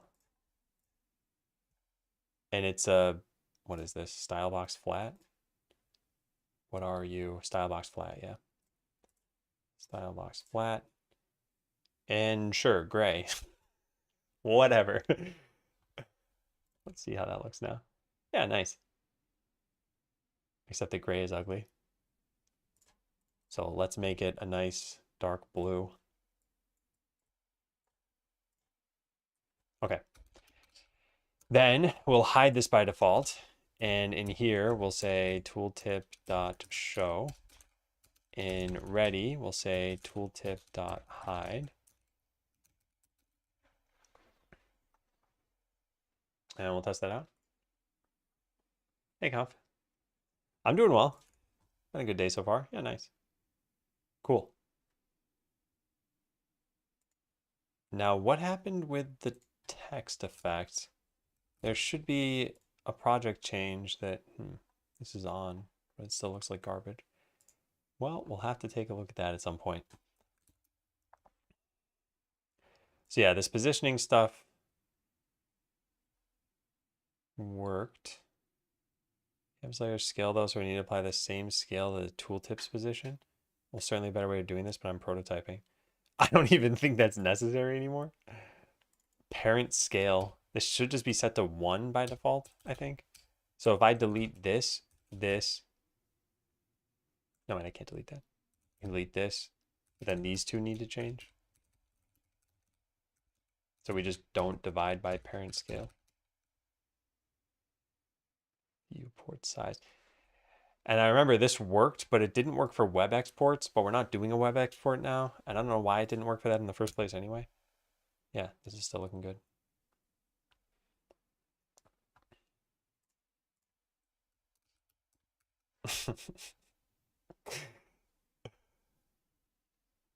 All right.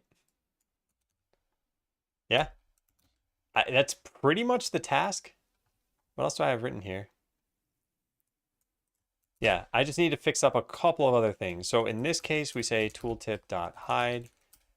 If you upgrade the skill, it should update the tooltip text. So we need to do the positioning differently from how we do the contents. Although they are kind of one and the same, I guess. Maybe just the size, mouse position. Then what do we do? Tooltip.global position, try to set this back. It's okay to call this if you click a button. I'm really, this is stupid. But what I'm thinking about here is this button is really large. It doesn't need to be really large, but depending on where you hover over it, you'll see the tooltip in a different spot. See how it's moving left to right? And if you hover here and then move the mouse to the other side and then click, it's going to eventually reposition that tooltip. But yeah, I think that's, who cares if that happens? Even if you consider that to be a bug, it's a very minor bug. So one of these is setting the contents of the tooltip based on the ability that you have. I think I want to do that. Yeah. We'll just say private void update tooltip. And this is going to be based on an ability ID. Ability ID, ability ID. All right, and that's where we pretty much just copy paste this entire function and then just call update tooltip with the skill buttons ID. Now we don't need to get it from here, and everything else should look pretty much the same. We can get rid of this too. Good. In this case, this isn't needed. Sure. No overload found. Lambda expression can be removed. What am I missing?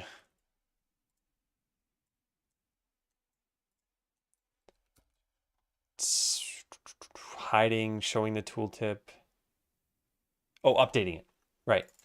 So when you upgrade a skill, which is when you, not even when you upgrade, when you modify a skill, could be downgrading it too. So we need to update the tooltip with the ability ID here and here. And this one does not like that because this isn't the right function. Oh man, where's right click? There it is. Oh, it's above left click. Expected to be lower. Is it Z? What do you mean? I?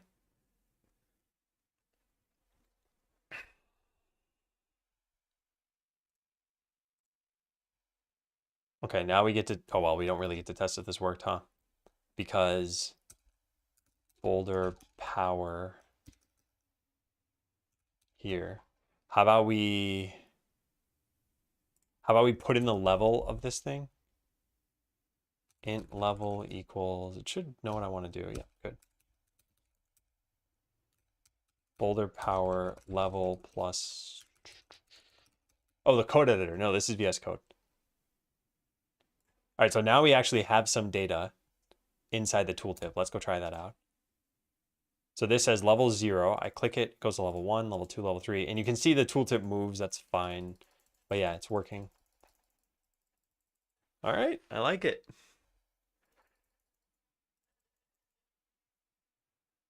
Yeah, I was not looking forward to doing this task, but it wasn't too bad. What we need to do next is make a tooltip for Boulder itself and get that to work. That is slightly less easy because this is just a label.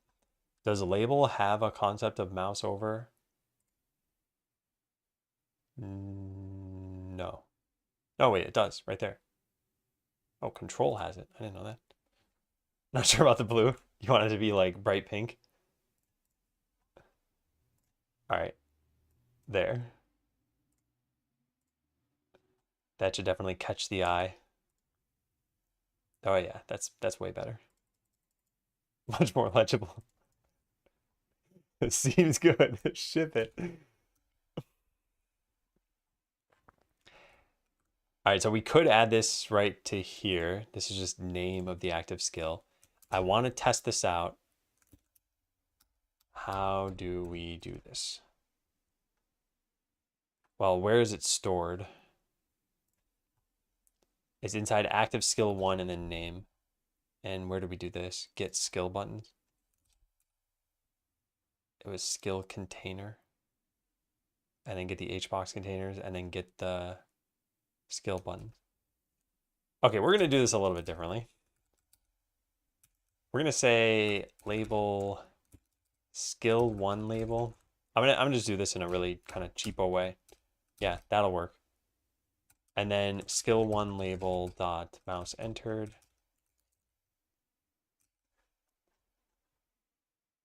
All right, now how do we get your active skill? There is no easy way to do that.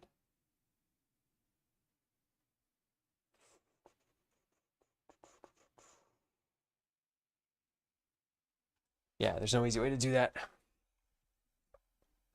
Also, this took in a skill button and we won't have a skill button. Oh, man.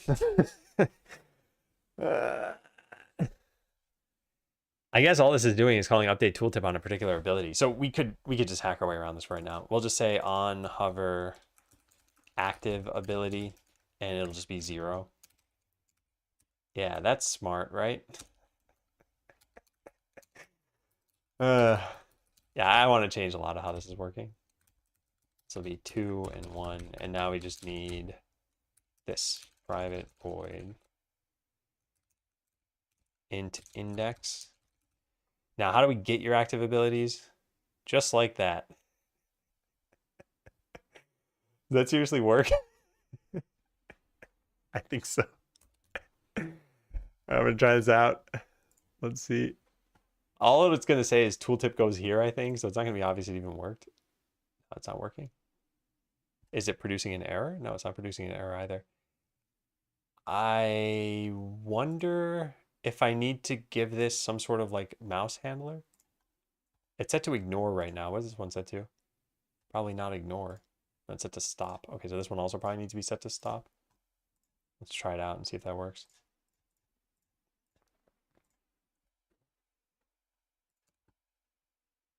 Well, hey, nice, cool. All right, let's try that now.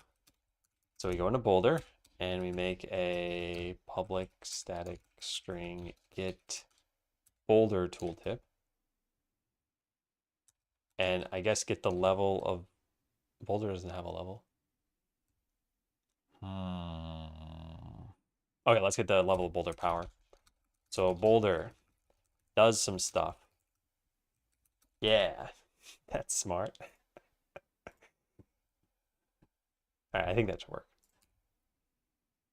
No, that did not work because I forgot to associate it with the right thing. Boulder.get Boulder tooltip. There we have it.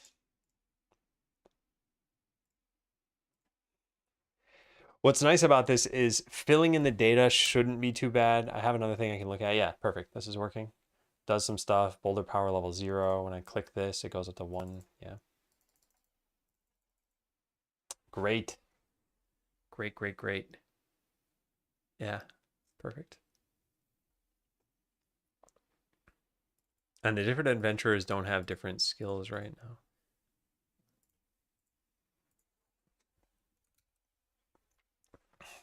Okay, I'm moderately happy with this.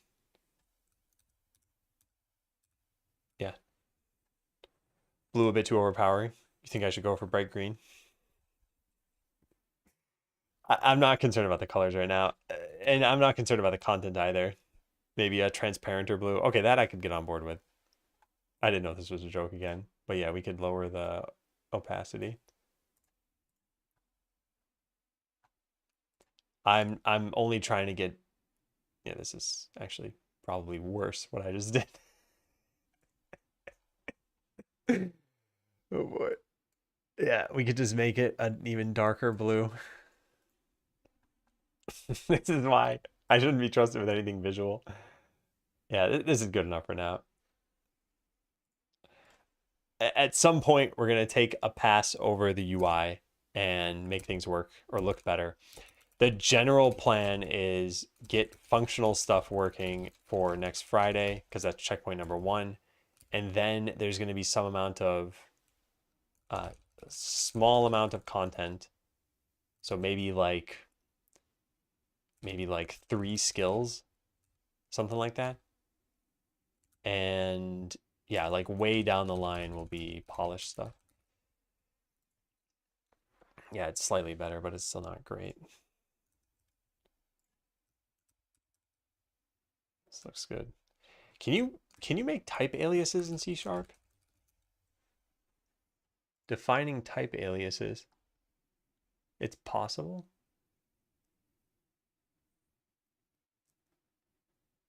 Using my alias equals.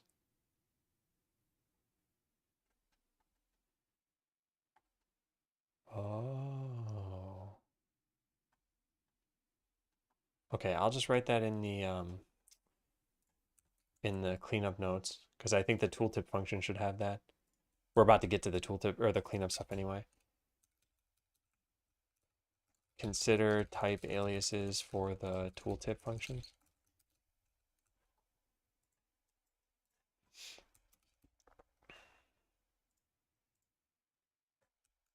All right. Yeah. Now, why is this problematic? Public should come before private. Oh, man. Yeah. And then skill tree itself has a bunch of changes here.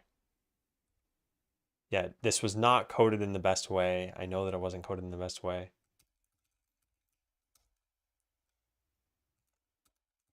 I opened up a skeleton graphic. I meant to open up skill tree and I must have typed the wrong thing. I was surprised to see that. We could write this as a small for loop and make it slightly better. Yeah. The AI is pretty good at doing this stuff.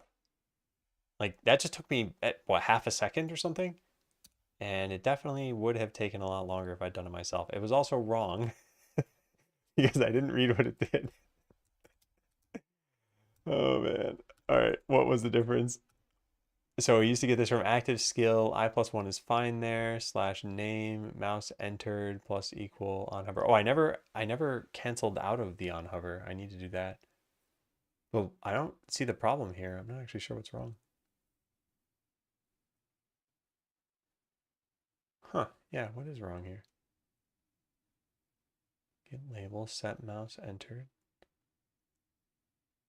Yeah, I don't see a difference between these two blocks. Maybe I messed something else up and it was, let's see this. Skill tree line 85, line 60. Yeah, this is problematic. How? What am I doing wrong? Skill container slash active skill. I+1, so this should be 1 and 2, yeah, slash name. And it should be 0 and 1. Oh, weird. What is different? Probably the I in lambda is not the number you expect it to be when it's eventually called. Oh, this is captured? Oh, okay, yeah. That's very likely it. Wait, is that it?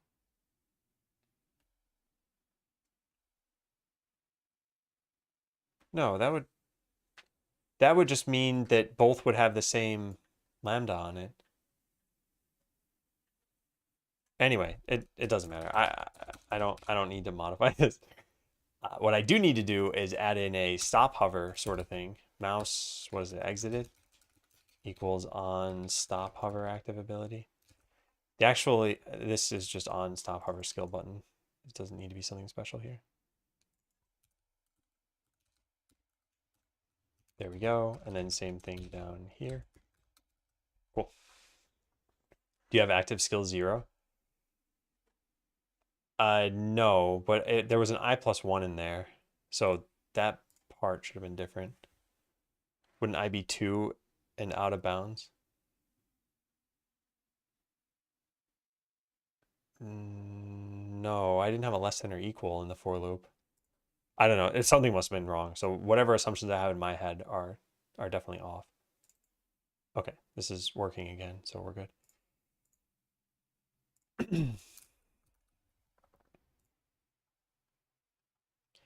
All right, on hover active ability.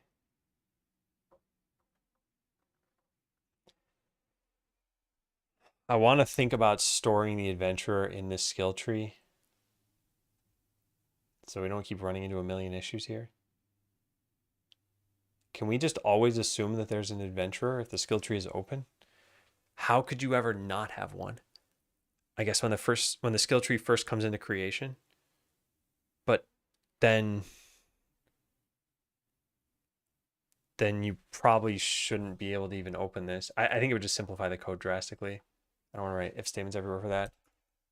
Get rid of the assumption that the adventurer may not exist in the skill tree. You just shouldn't be able to show the skill tree if that's the case.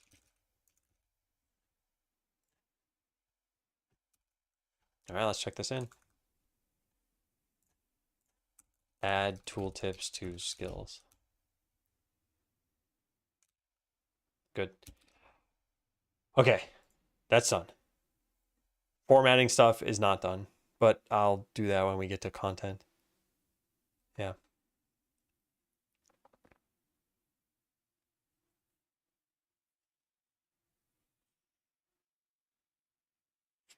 Okay, let's start looking through cleanup stuff. Have the skill tree lay itself out better than how I've done it to accommodate having, say, 20 characters instead of 5. Yeah. I don't think that's a worthwhile task to do. What I meant by this is if you do hire, whatever, 15 adventurers, you can see there's overlap here. But this is just a placeholder UI anyway. And you can still technically click these things. Can you hire more than that? No, it's only 15. Yeah, we could just bump this text down. Yeah, let's just do that. So we'll add another few of these. And that way we can see how much we should bump the text down by. So just drag all that stuff and hold the down arrow. Perfect. Now we just move the close button back to where it was. And then delete these extra things I added. Probably should have paid attention to how many I added. Well, let's see. Yeah, so number 10 was also, so that's how many there were. Okay, all these things change. That's totally fine. Where's the close button? There it is. Let's set this back to what it was. Revert. Cool. Yeah, looks good. Is it hard to make UI in Godot? I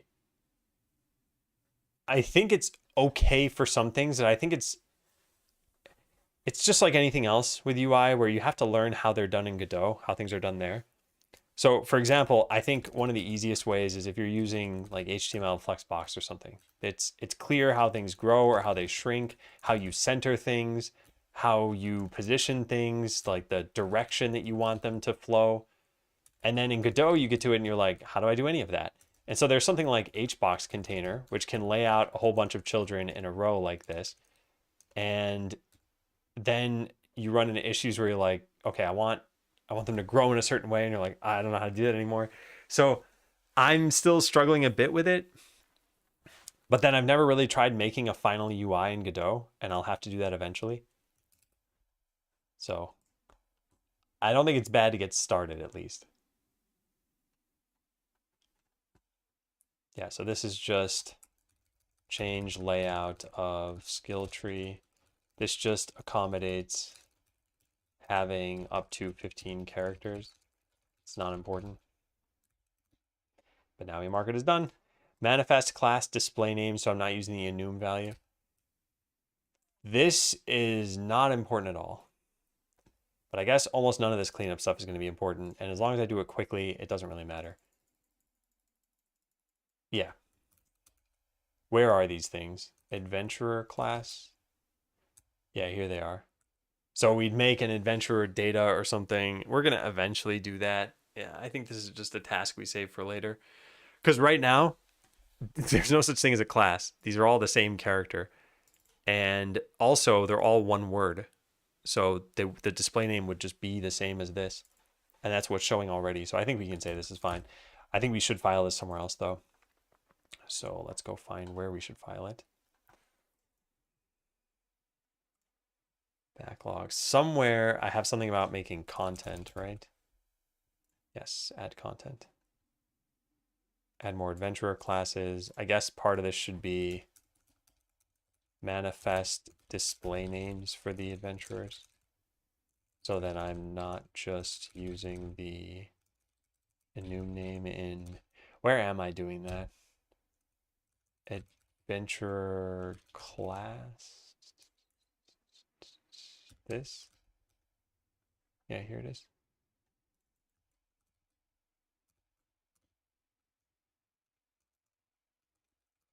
There we go.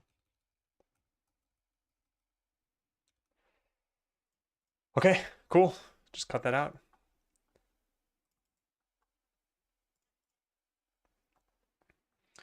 I always wonder why engines, etc., don't use a subset of CSS for styling, just the bits that are reasonably easy to implement and performant enough. I think it's just, I imagine it's a combination of things. One is not wanting to write an engine to cover all of the quirks of CSS that you might expect, or all of the features of CSS. So if you don't have exactly CSS working, people might be like, oh, this one feature doesn't work. I can't set up background color. And they're like, yeah, it would be really hard to do that, or it doesn't make sense in this case. I think another way is that probably engines feel like they've exposed a way that is flexible in terms of the rest of the game stuff you're doing. Like you might as well have the same node hierarchy that you would have had. But these are just guesses. Who knows? Maybe someone out there has done something like that. So get rid of infinite money, search for 9999. Here it is. I don't really want to set this down to 0. I think let's just start you with a reasonable amount of money, like 500. That lets you buy 2 adventurers. And 2 adventurers probably right now doesn't let you do anything. So now you can buy 2. And now if you create an instance, I think you're still going to be forced to lose every single battle. Oh, although you do have skill points. And the only thing that a skill point affects is you can change that one. That might make it so that you can win fights. But you have to put all your points into this one. And now we create an instance. Let's speed this up. Yeah, we won. So now we got items, and now we'll earn another 20 bucks. If we create another instance, we'll get more items. We'll get more bucks. Yeah, there we go. Go, worker, go. Make them buy. We can afford another adventurer soon. Almost. Almost. Okay, cool. I got it. Now I have the sorcerer. Neat. Hey, Arshad. JavaScript or PHP, which is good for web development currently? I wouldn't look at it as which is good for web development necessarily. I'd either consider what are other people using that I want to work with, or, you know, let's say there's a company you want to work for, what are they using, or what are you familiar with? And if, you know, there's no influencing factor, then just pick one because it's not really going to matter too much. The other thing that I think can help steer you, though, to be honest here, is the Stack Overflow dev surveys. These are a pretty good way of figuring out what does the community think about something at a given time. And it's always really hard to find the thing I'm trying to find here. This maybe. Yeah, so JavaScript it's 40% desired, about 60% admired. PHP is down here at 9% desired. So take from this what you will. This is from 90,000 responses. So if you just based everything on what everybody else wanted, you'd probably look at a chart like this.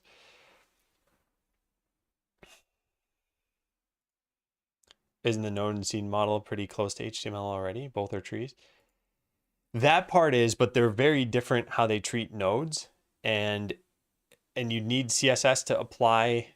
I mean, the C in CSS is cascading, and I don't know to what level you'd expect the cascading to work in a game engine. But this is all speculation for why they don't exist in things like Unity and Godot.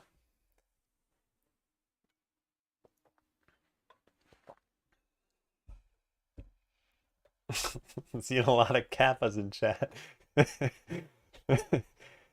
Yeah, the short answer is I don't really think you can go wrong with this. I have a resource I wrote a long time ago about how to learn programming. And I think a lot of people ask this question of, where is it? Yeah, which programming language should I learn first? And my answer is it doesn't matter. And I think I mean this in the least rude possible way. It really doesn't matter which one you pick. Like, try them both out. Try one of them out and stick with it for 5 years. You know, make an informed decision, make an uninformed decision. It doesn't make too much of a difference because you're not talking about like, should I learn JavaScript or should I learn white space? there are there are joke languages out there, but yeah, anything that's at least moderately serious should be fine for you learning. Can you explain what you're working on in your words? Is it for a client or employer? No, this is just a game I've wanted to make, and this is essentially my main job. What I'm working on is a game called Skeleseller, and the short answers are all here for this. I don't mind explaining more, but the reason I'm not just, sharing every single time someone asks is because people ask frequently enough where I would just keep explaining the game over and over, which is why I made an FAQ for it. But yeah, feel free to ask any follow-up questions if you got them. Think about Godot performance for games like Factorio, a lot of nodes, a lot of calls, etc. What do you think? The way I treat any sort of performance issues is that when they become an issue is when you should tackle them. You can write the least performant code or the most performant code, and it won't matter at all if your game never sees the light of day. So like the foremost thing I think should be actually getting something done. And then if you find out that you got performance issues, start up a profiler and figure out how to fix it. I think I almost feel like there's some class of people out there who think that that there are people out there writing really unperformant code who somehow still complete products. And those people exist, but I don't think there are a lot of those. I think it's much more common that people who don't write performant code just don't ever finish their product in the first place.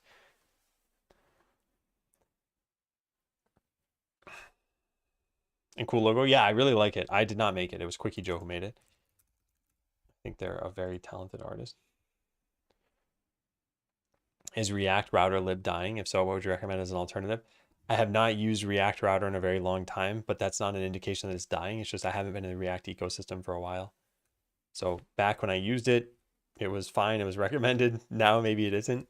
I think a lot of frameworks put in their own router. So maybe just whatever they're using is better. That's strange that that command didn't work. Oh, I think you capitalized a G. That's why. All right, well, this part's done. So we're going to check this in. I think 500 is a reasonable starting amount of money. Set starting money to 500. Cool.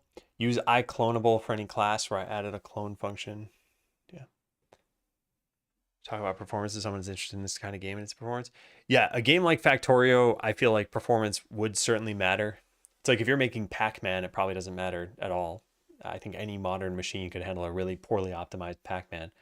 But yeah, something like Factorio would probably be tough. And like I said, it's not that performance doesn't matter. It's that performance shouldn't matter before you even have a product.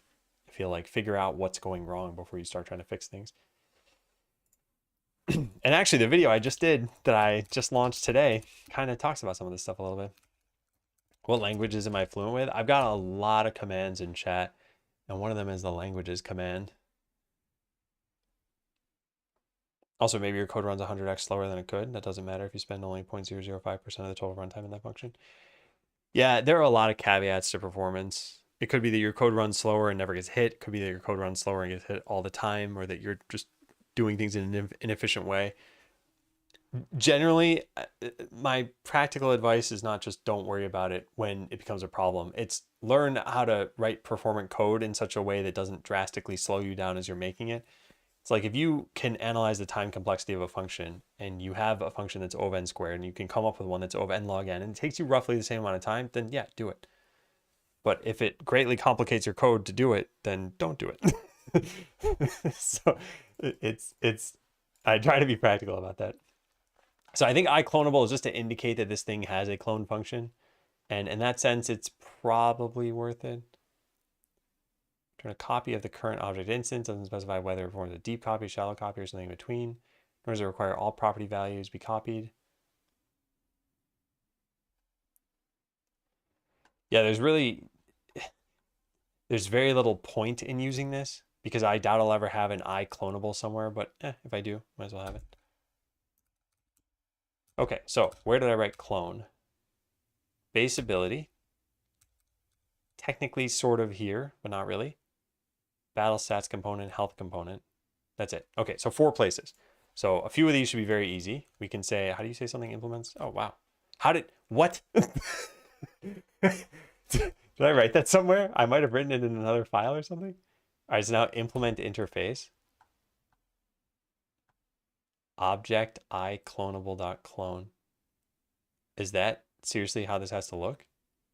Because I could put this in here, but it's going to be kind of ugly. Because now the caller is going to have to cast.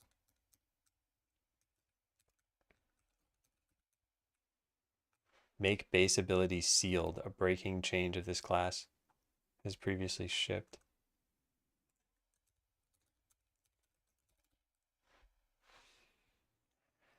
Not valid for this item. Oh, I have to make the class sealed? Oh, I see. Okay, then this is not what I want. Yeah, either way, I don't think this matters, so I think I'm going to get rid of this. I don't even know what I did, so let's just revert the whole thing. It's really like a foreign language to me. So anything that you see in any of these files itself, I could explain, although some things are going to be harder than others. But if you look at any of the game logic, for example, let's say we go look at skill tree. A lot of this stuff should be simple enough to understand. So like on character selected in a skill tree, what should we do? Well, we should set the text of a bunch of different things to represent what that character has. So that much health, that much power, that much fortitude.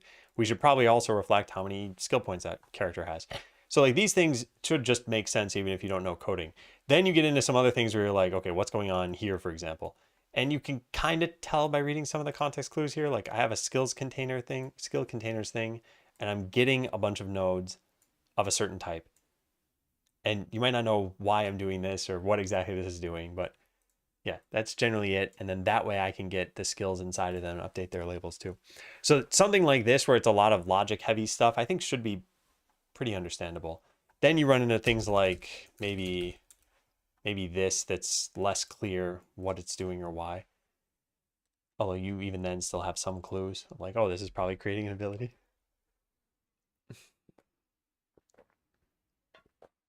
Make the class a record instead. I think I'm just going to skip this task. I just don't think it's very important.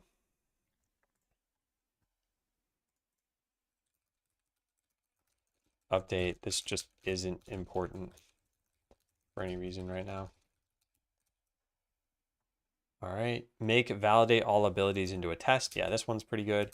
Although Darkstorm just did this, so I should look at how that was done. I'd like to ask if you have a university degree and do you think it's necessary? I do have a degree in computer science, yeah. Do I think it's necessary? No, I don't. I've been programming for 2 years, also graphic design. Many people from the area are pushing me to go to college, but I'm not so keen on it. I think it all depends on what your goals are. There are a lot of jobs that require a degree. So for example, I know generally like Google and Microsoft have a lot of research positions, and I think those are typically like a master's degree or higher. And it's like, if you want that kind of job, then yeah, you probably need to get a degree. But if you want, this isn't derogatory, but like a run-of-the-mill dev job, no, I don't think you need a degree. And yeah, I do think it makes it easier to get a job if you otherwise have no real credentials. So if you've worked for, I don't know, a year or something like that, people will probably still be like, well, what's their background? And when they don't find a degree, they might say, well, I'd rather not take a risk on this person. So there is still some bias around it, but I've worked with people who have degrees, who don't have degrees, who have degrees in unrelated fields, and I generally don't find too much of a difference based on their background. Yeah.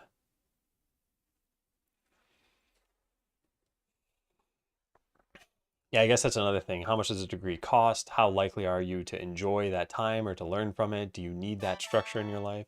Oh no, thanks for subbing. welcome in. Yeah, so for me, I think it was really important. I liked I did a, how do I say this?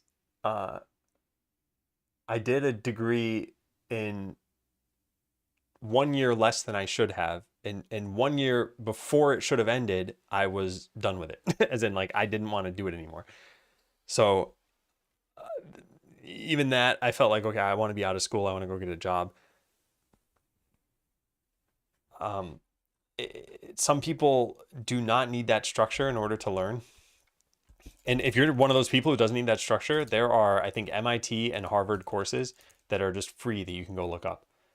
And I looked this up for some topics, and they're pretty high quality. So it's not like they're free and bad. they're free and good.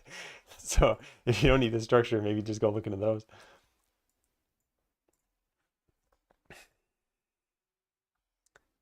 What am I doing?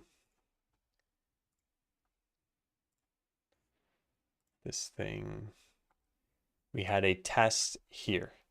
Test/validators/item validators test. Okay, let's go make that. Test.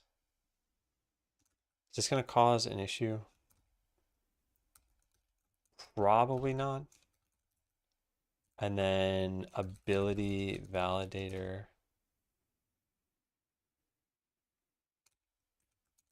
Test.ts. Then just copy paste in all this stuff. How do we do that? I thought there was a copy function before, but whatever. I could have just copied it from there. It doesn't really make a difference. So using game.source. Probably abilities. This would be called ability. All abilities are initialized. Validate all abilities.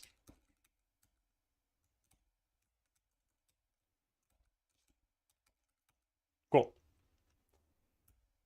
And that's it. That's all I think I wanted to do. Yeah. Now, how do we run this? I don't remember. I don't remember at all. Oh, right, through the through the Explorer, right? What's it called?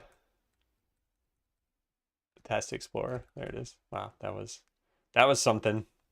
All right, now we go to the test that I just wrote. Validator test. Got it. And there should be a little play button in there. Maybe I need to click rebuild. No tests have been found in your workspace. Oh, there we go. Now I just click this button. It worked. Hooray. I do test suffix, .NET test.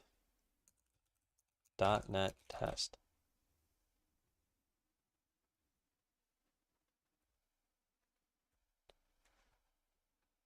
Are there two cases in here?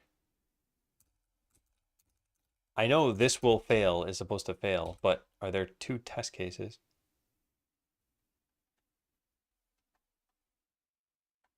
There are multiple asserts. Okay, well, I can ignore that one. Double click the arrow in the top left in Test Explorer 2.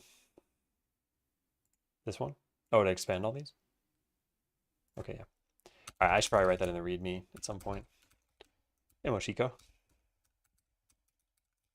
Running tests. Either run .NET test from the command line or... Oh, what extension is doing this? Test Explorer view. I think it's like C# dev kit or something.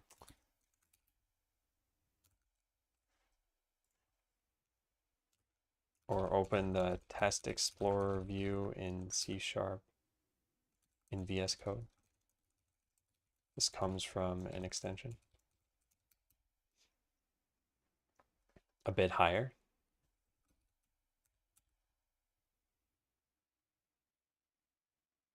Are you talking about this? Just run all the tests? Double arrow at the top left. Yeah, I think you're talking about this. Yeah, okay, got it. Just went back to .NET today after over a year of not working with it. Felt weird even though it was my first framework. I think if you go long enough without working on practically anything, it's going to feel weird coming back to it. Like a year is definitely long enough to forget what you were doing or to forget how you were doing things. I hadn't used C# in like a decade before this, or at least not seriously, and I forgot practically everything, which was maybe a little bit of a good thing because a lot of things have changed since I was coding a decade ago in C#.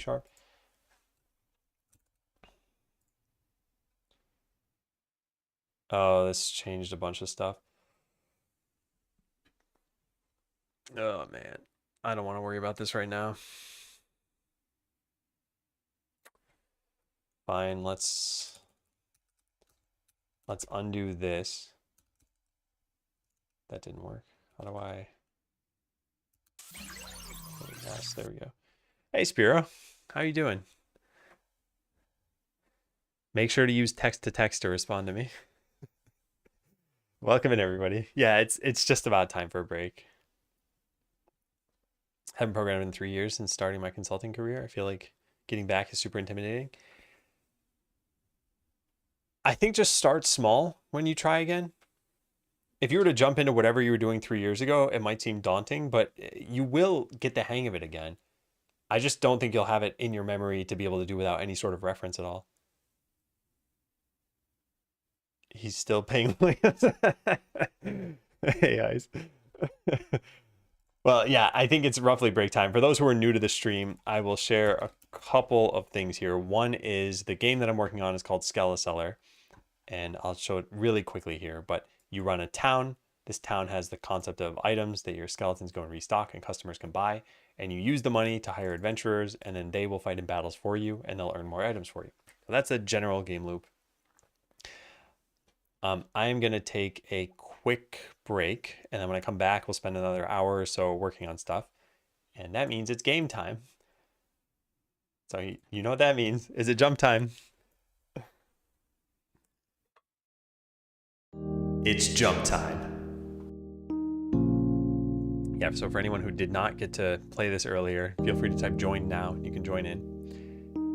My opinion on Angular, I actually haven't used Angular too much. I used it for like a week or so, and it seemed fine based on that week, but that certainly wasn't in depth. Anyway, I will be back in a few minutes. Have fun playing. Enjoy jumping.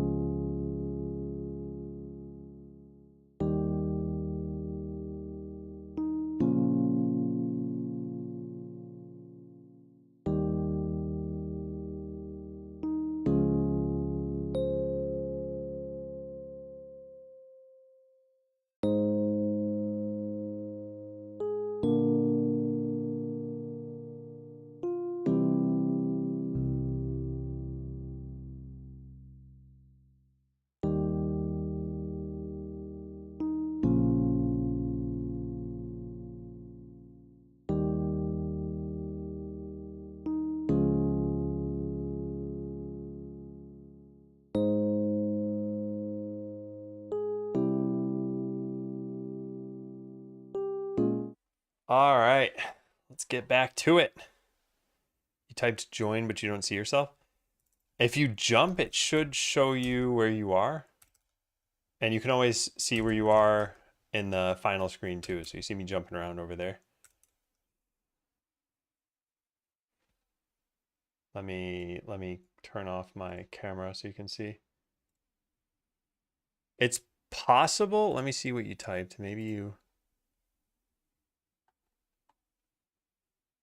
Where are you? Can you type something else, Wadaka? Oh, there you are. You're on the right side over there. Yeah.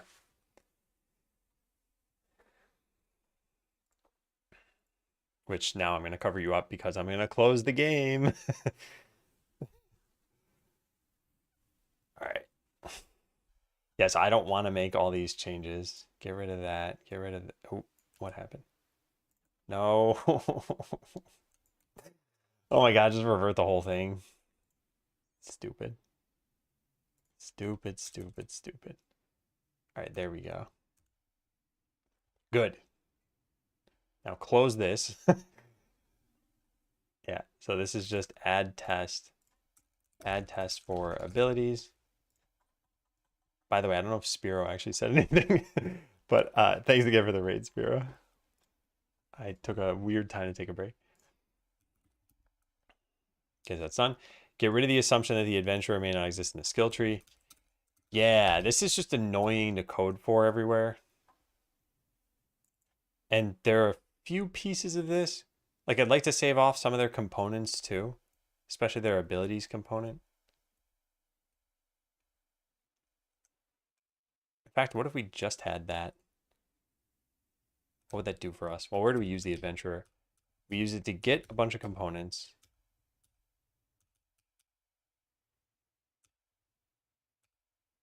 We get a component, yep.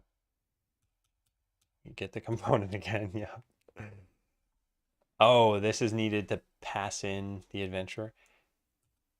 You know what? I don't know. I don't think this is that bad. I think there is a lot of boilerplate here. Maybe we could just shorten some of that.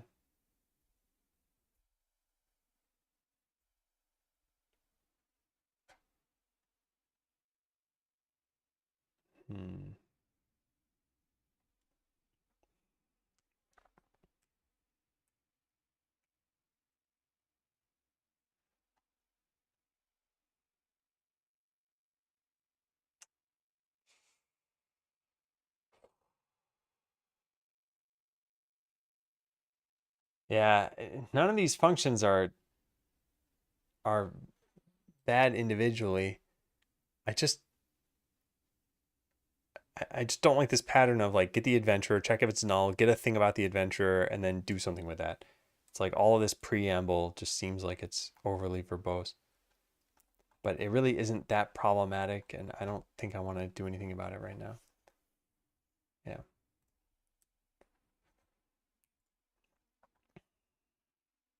Plus, I don't know how much more we're going to need to do with this skill tree. Well, from a code perspective, UI obviously needs to be fixed up. The code is not too bad, and it might just be everything we already need. We're probably practically already done with it. All right, so we're going to cross this one out. Update. Yes, there's a lot of boilerplate, but I don't think it's worth addressing right now. All right, consider type aliases for the tooltip functions. So this is using something equals. Does this make it public, I wonder? I went back to the .NET because it's the most required framework in my city. See, I think when people ask, what's better than something else, I think that can certainly be a reason to go for some framework over something else, which is I want a job and the jobs near me have that as a requirement. So yeah, by all means, if that's the kind of thing you want. And then I think other times people think, okay, well, the only things that are local use .NET, so now I'm forced into using it. It could be you could get a remote job. Although I think it's harder to come by and it's not for everybody. All right, so somewhere we have a base ability with a tooltip. No, ability data has a tooltip. Yeah, so here's the tooltip function. Can we just put this in here? using tooltip function equals func node string. A using clause must precede all other elements defined in the namespace except extern alias declaration. Must be placed outside of a namespace declaration. What? How are you how are you supposed to do this? It said it was inside a namespace.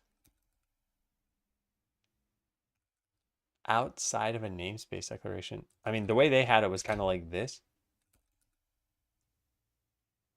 But then this says that you shouldn't do this. And then it says it's unnecessary. Oh, because, okay, I see. So now I can delete this and this.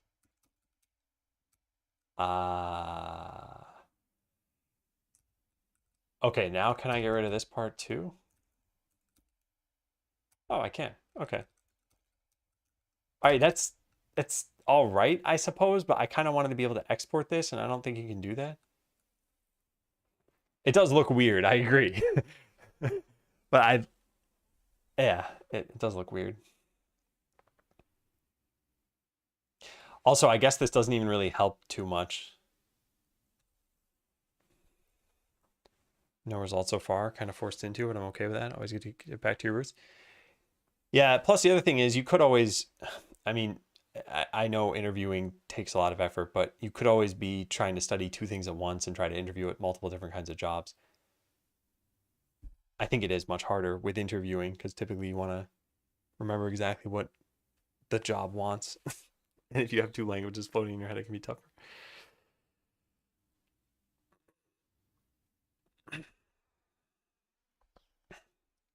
So is this worth it? Is there a way to, you can create a type?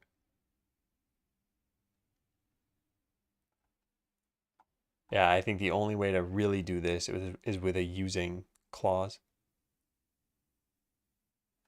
And there can be global using as well.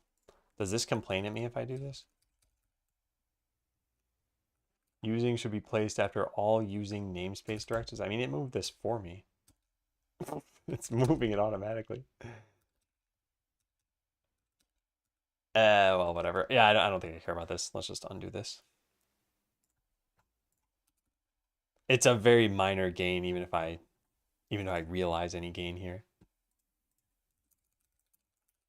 Update, just not worth it. There's no type t equals whatever that I can export. It's just using statements. Yeah, I'm using VS Code. Yeah. Global using in a separate file. Yeah, and just, is it worth it to do that? I don't really think so. The only place this even shows up is right here. Yeah, there is no other spot. So it would just really be for this file. I could just use a regular using for this one file, but still, I just don't think it's worth it. These are things where if you had maybe hundreds of files and you really wanted consistency across all of them, maybe I'd take a different stance. Consider storing ability data and the ability directly. It should be read-only. It would simplify some things that I do. Actually, consider just having a dictionary of ability ID to ability and then store any information in the ability.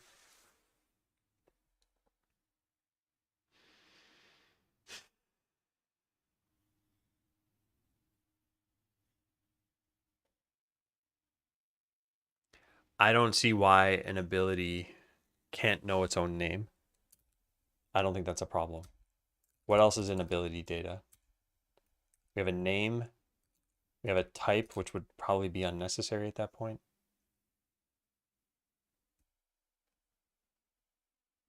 Oh, but we don't always have an ability. Yeah, we have a tooltip function.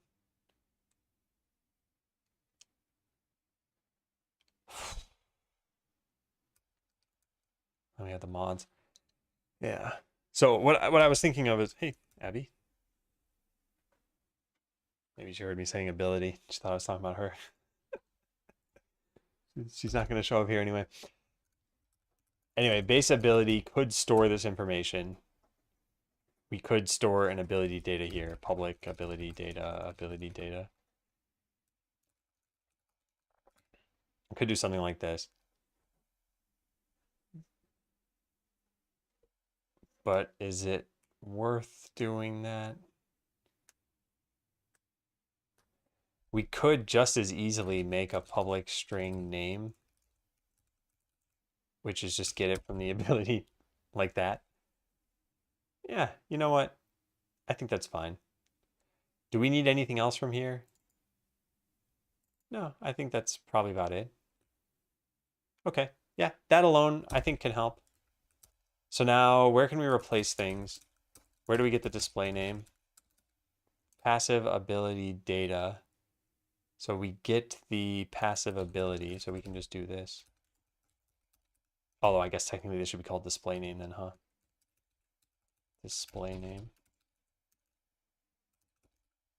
And then get rid of this. Yeah, all right, we saved one line of code. There's presumably another place where I could do this. So here we have ability data. We don't actually have an ability. Here we also don't have an ability. That was pretty much it.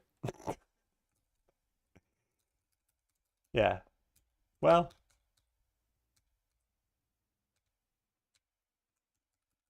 wonder if it helps for anything else. Looking through mods. No, that's about it. All right. Well, it's fine. It's a fine change. I don't mind it. Yeah, it's just proxying it over to ability data. It saves us one line of code. Manifest a display name in ability.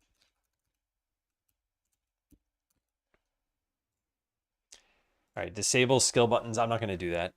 I don't think that's important. Just having them not do something is totally fine. And then we're on the final bits of this. Update. This isn't important because it'll change the style / visibility. And I don't know, I don't want to make the final styles yet. Okay, so then we are on to the rest of this stuff. .NET format. Yeah, so .NET format. Let's also get rid of this change. Now, if I recall correctly, this did some weird things with the constructors, and Darkstorm said to just add some comments in there. I'm not sure how I feel about that. I think I just want my auto formatter to get rid of this, or to not get rid of it, to not change anything. So what is it doing? This is saying that a stun debuff can be represented as just an effect with a lifetime that's got some special values set.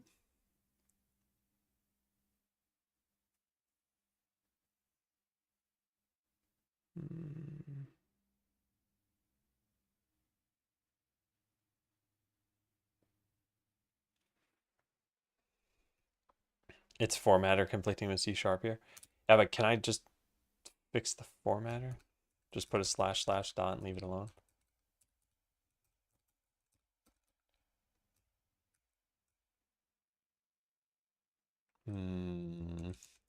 All right, yeah, sure. This will give us consistency, so I'm fine with it from that front. Just copy paste this and put this in all the different files that we have.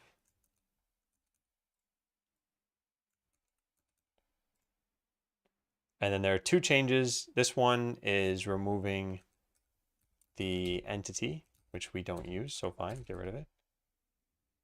Hopefully this doesn't spread to anything else. Nope, looks like that might be it. Yeah, and then this is what changed? Oh, a bunch of like blank lines or something. Yeah, this doesn't really matter. Actually, none of this code should be used. Oh. Let's go take a look. What is this file? Instance.cs.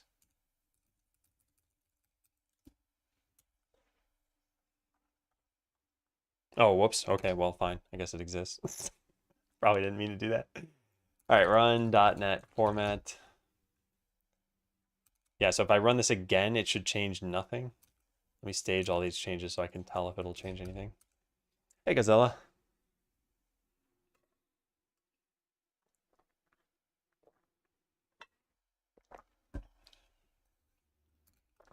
Yep, no changes. Cool. Commit. And I think we are done with this, right? Push to main. Okay. Get push. Well, get push to skill trees for now.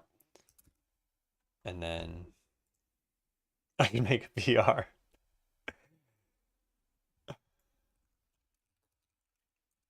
I think I'm just gonna push to main. Oh, that's... Wait, that did not do what I wanted to do, did it? PR to yourself. There is a comparable request here. Yeah, I might as well. Can't automatically merge. Sure. Create. I'm not filling these things in. So there's just a conflicting thing in project.godot. I didn't even think I changed anything in there. Huh. Well, we can resolve this easily enough. This added UI debug and toggle skill tree. Okay, we want both of these things. So let's just say accept both changes. But now we got to make sure this didn't mess up at all. What do we have here?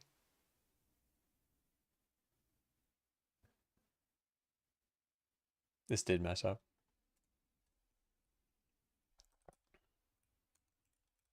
That's probably correct, but who knows? All right, I'll mark this as resolved and we will commit that. Then we'll test this out. Mr. Rogers of coding.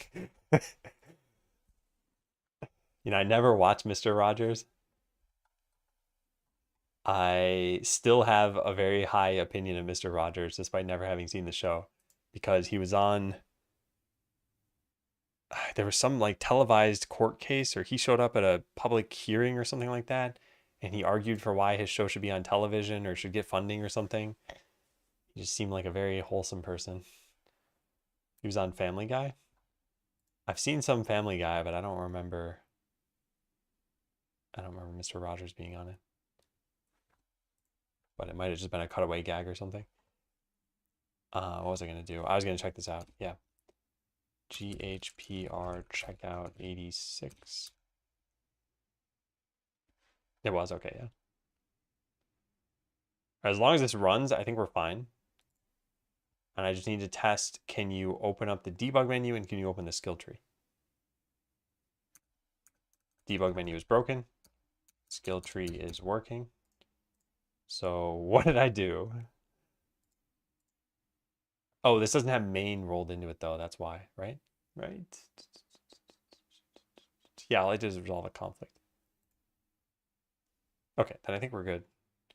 Actually, I could just check over here. In our input map, do we have a UI debug that's set to Q?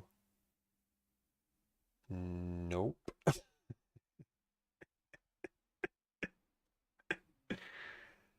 Are there no hitboxes configured? Yeah, no hitboxes configured yet. How'd I mess this up? Well, that was a silly question because it's pretty easy to have messed up. Project.godot. UI toggle skill tree. Yeah, that looks good. And then UI debug. Oh, wait. No. That looks good too. What's wrong? What is wrong? Do I need to reload this again? Did it change on disk?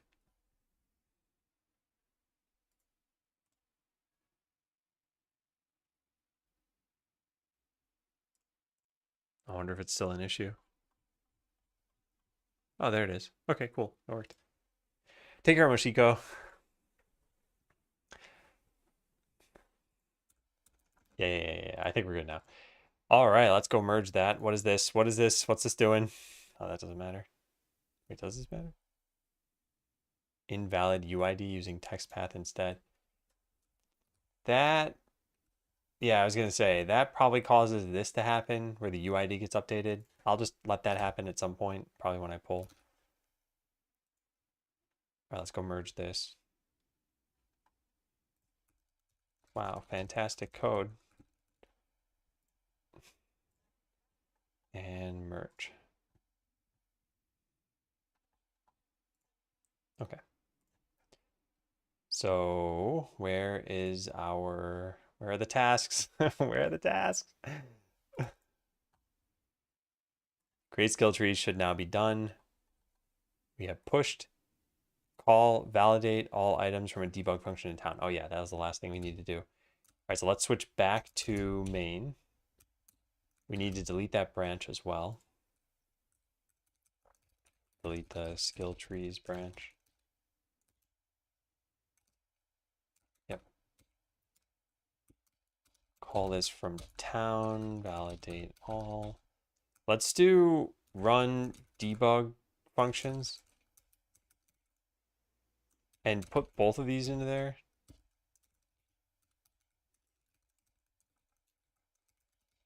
So none of these things should be done from like a production version of the game, which we're not even gonna have that checked at first. But for now, we'll at least do this, all item data, validate all items. Cool. So there's no need for this to run at runtime. Our test would have checked that, but we don't have that yet. So yeah, and I think this is gonna still try to modify. No, it won't. I don't know why this hasn't gone away then. Maybe if I hit play, it will. Or maybe it'll change something again. Who knows? So now we have our debug menu. Nope, that's broken. Uh-oh. Oh, wait, was it not merged? Did I don't even know what I merged anymore. No, I did not merge it.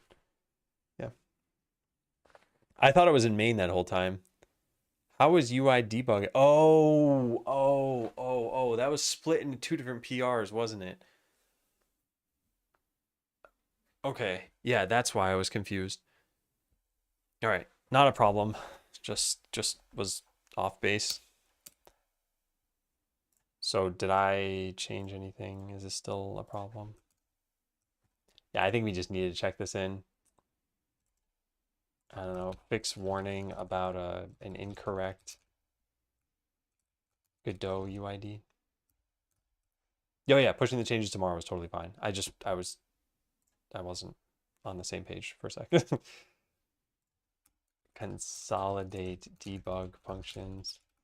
I now call validate, what's it called? Validate all items at runtime.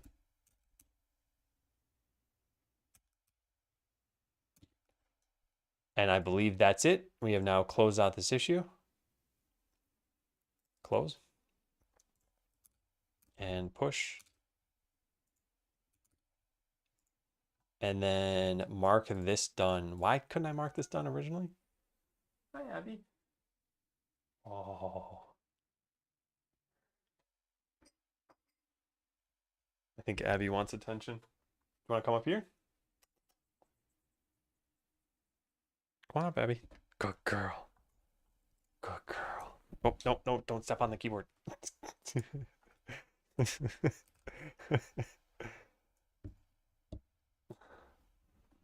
me zoom this out. What a good cat you are. Oh, she's purring. I just love this cat. She's the best cat. You want to come over? Do you want to just step all over everything?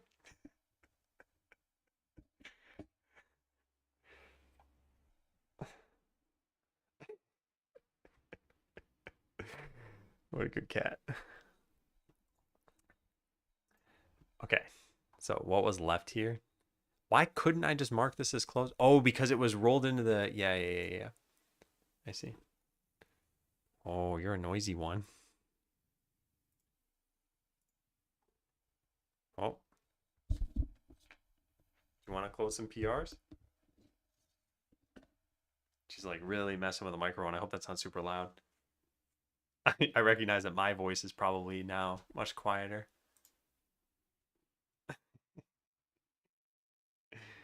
It's cat time. It's cat time.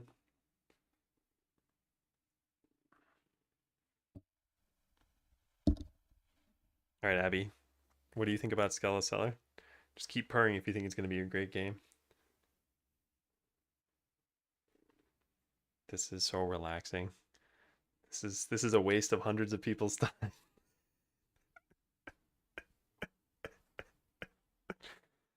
I think it's good to take a cat break every once in a while. The problem is I haven't learned how to use a computer with her on my lap because she gets really like, "Hey, you're not paying attention to me." And uh yeah, then she starts like attacking the mouse. It's not a waste of time. Well, Abby definitely agrees. You're so warm. And I've been generally pretty cold. What a good cat. All right, so that task is done. Oh, see, as soon as I like, how does she know? She's clicking everything. No, hold on a second. Oh my god. What a funny cat. Cat likes laying in front of me between me and the keyboard and then complains that I start moving my arms. Yeah. Like, come on, we can live in harmony.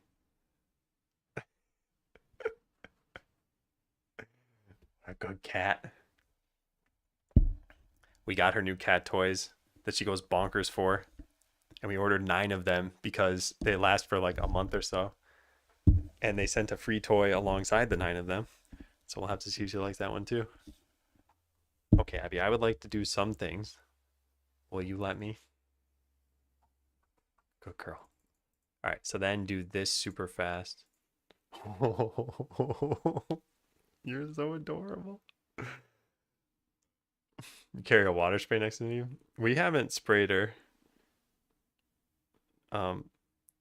We heard that's not great, but I don't know. Wow, what a cat. Okay, so minor code cleanup. I think the only thing to do here was just change an HBox container into a node. Now, let's see if I can do this really fast without her getting onto the desk. Instances manager. No, that's great posture. Wow, just immediately went over there. Just place her on your head and continue coding.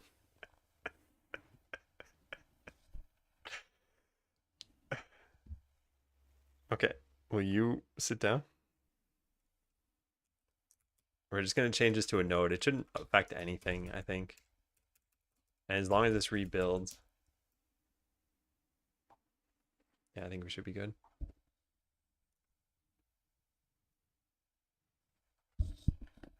You having a good time?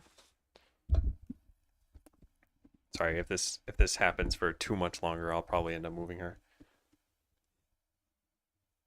She has no idea how many people are looking at her right now.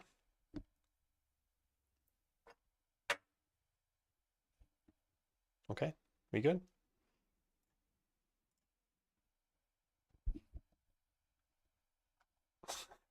She's clicking the mouse for me. What a funny cat. Yeah, it looks like everything's fine here. Isn't there another Abby emote with her on the keyboard or something? Can you get your tail off of this?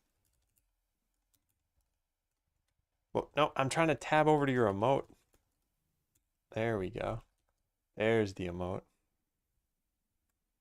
I think the cat wrote a line of code. I think she did. All right. All right, Abby. You are supremely cute. But, and there is a but, getting in the way. So adorable. All right, that was it. That's all I had for this. Let's go. Whoa, no, hey. Gotta close tabs and stuff pretty soon. She's yawning in my face now. You bore me, human. Yeah, need a decoy mouse? Definitely. Pretty soon. Come on, Abby. Just sit down here. Yes. Good girl. Whoop. Good girl. Yes. That's a good girl. All right. So I will mark this as being solved. Change parent class. Fixes number 80. This is very, very minor. It's just because we don't use any box container specific code or functionality from the code, even though we do from the scene tree. Cool. Why can't I commit? That was weird. All right, that should mark this as closed, so that should just automatically change. Let's refresh. Great. Great, great, great. Yeah, I am very happy with how this has all gone. Now, how much time do we have left? Enough time to do a little bit of planning and figure out what else is going on here. Did I push everything? I'm pretty sure I did. Good status. Yeah. Okay, let's take a look at the game. And let's take a look at the project and see what it is I'm supposed to be working on next. Do another retrospective. Yeah, but that's for Wednesday. Design classes that are going to appear. Fix customer logic. What is this one? Oh yeah, that's pretty important. The viewers are from Kiboga, and I've been slowly boring everyone to tears.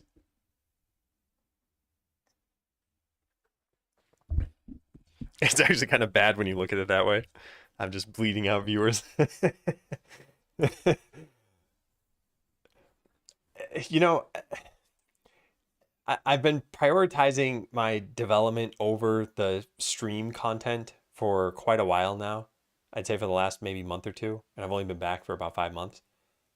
And I feel like it's what I want to be doing, but at the same time, I almost feel like I don't know, should I try to do something different as a streamer?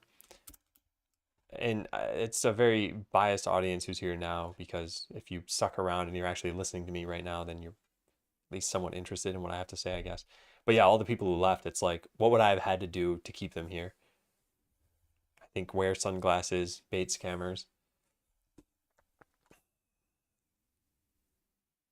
All right, so here's the game we have so far. This stuff's all going to be in a debug menu.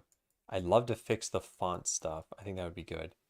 But we have the basic game loop. You can hire things. Oh, there's no button to pop open the skill tree that we need to have. Oh, I have this button here. I forgot about this. Yeah. Okay, so some general things as I am using this. Things that would be nice. Hide all of the debug stuff. Do I have a task for that? No. Yeah, no. Tap dance? They're all you. Yeah, let's add in another thing. Why is there a no status thing here? There's only one thing that is here. This? Oh, I see. Let's throw this in the backlog. That way this column goes away. That should have just been automatic. Why didn't that happen? There we go. Cool. So another task, P0. Hide all debug functions. Or I guess like only show debug functions if we're on a debug build. Yeah, so Idle Ascendants had some way of doing this. I don't remember what it was.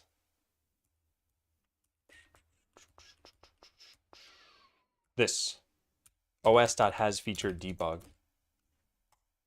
This should just be a matter of calling this. Although we'll probably want to expose that from one location, e.g. debug dot is enabled or something. Areas that should be hidden if we're on a production build. The debug menu, Q. The grant skill points button in the skill tree. Anything else? I think that's probably it. Yeah. All right, milestone, checkpoint 1. Person I hang out in various coding chats to just have a chill vibe and maybe learn something. Yeah. Yeah, I imagine that represents a pretty good portion of people. Just kind of co-working. Preprocessor defined for debug if you prefer that. I think a function call is fine. A preprocessor defined, then I need to start doing like if-def in C#, right? And I don't like that. I don't like mixing preprocessor statements. But yeah, I'll probably just end up making a function for it. Yeah. That's good to know, blinded eye. Have to run out though. No, it's fine, Cube Miser. And thanks for being here. So yeah, hiding all the debug stuff would be fair. What else would I want to do? Hiring real adventurers, I think. Like actually designing the adventurer classes. Designing the adventurer classes. Fixing floating text so that there's some randomness. Fixing the blurry text. What else? What else? What else? Fixing customer logic, I guess.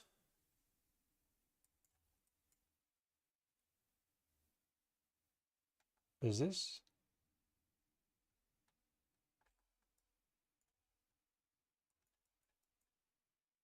Hmm.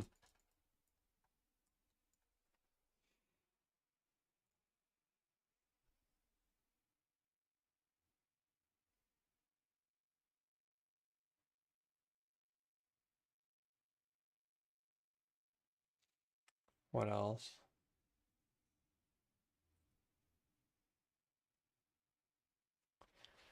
Different items, different instances. I'm not sure. Yeah,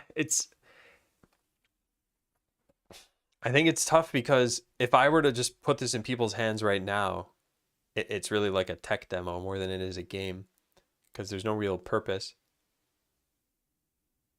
And sure, you can get money and stuff, but yeah, we probably need to start focusing on some balance and some content. I think that's what next week is going to be about, though. I don't think you can switch between release and debug in VS Code to actually use defines. Yeah, whatever we do needs to be something that we get access to the debug menus and then those go away. But I think it's something that you do over here somewhere. I don't remember where, but at least when you go to export, I think there's a way of turning that off. What is that? What is this? That should be gone, I think, right? Yeah.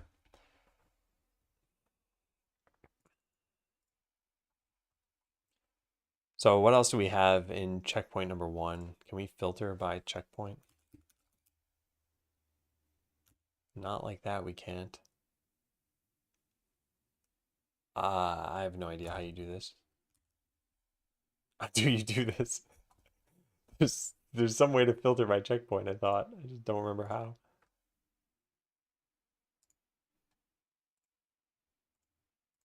In the issues, yeah, I guess I'll just go to that then.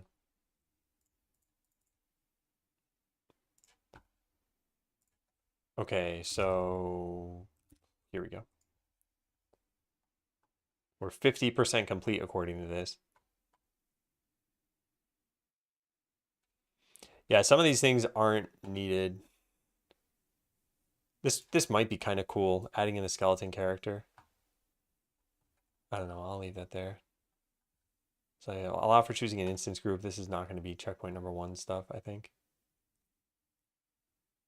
Yeah. We'll bump this to checkpoint number 2. Cool. Set up continuous integration. I would still like to have this, but it's also probably not super important. Add music. I never even finished recording this. I came up with pretty much the whole tune, but I never recorded it. Maybe I should do that over the weekend or something. Or maybe that should be like Friday's stream is just about music. I don't know. Design the classes that'll appear. I think that's pretty important.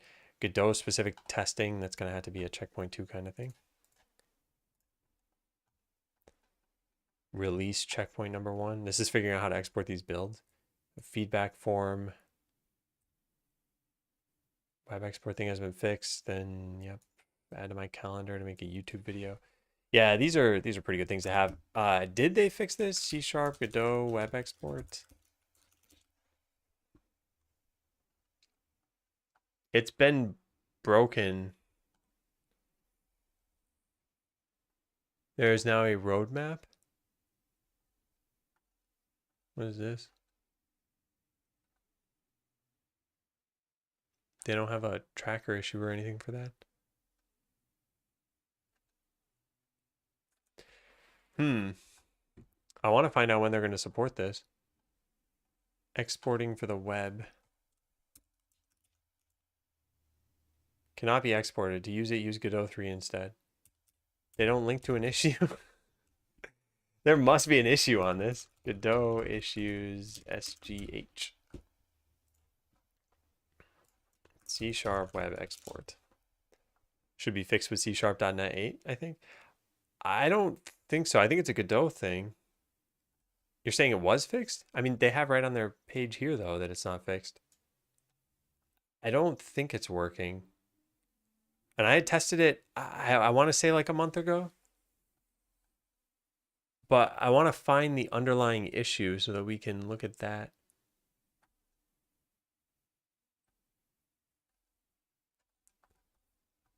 I don't even know where it is. It might be a closed issue by now. Who knows? Yeah. I'm not going to go looking through 150 issues right now, but presumably it exists somewhere. I'll just look through the open ones really fast. No, let's take a look at this. This is about a web export. No. Okay, well, whatever. Yeah, I don't think that's going to be possible then. And it's okay. It just means that I need to make an itch page for that. That's all the stuff we'll probably do on Friday itself, next Friday. So yeah, I think designing some of the classes that would go in here, that could be done, code all of these things. That could maybe be Friday. You just hire one of them. Aim to have 3 classes. Maybe just copy the ones. Yeah, just aim for a reasonable amount of classes, maybe 2 to 3, and maybe only like 1 to 2 mods per class. Yeah, it's not ready. Yeah, it's too bad. The hide the debug stuff I think is pretty important. So where's that? Debug. That I could do pretty easily. Yeah, put this in ready. Fix floating text so there's some randomness. Fix the blurry text. All right, I'll add one more item. We'll add it over here. Add some randomness to the floating text. So at least for battles, there should be some randomness so that multiple quick hits don't stack on top of each other. Yeah, I think there should be a checkpoint 1 kind of thing. Is that a problem? New item is hidden. Oh yeah, I don't care. All right, well, that's all that.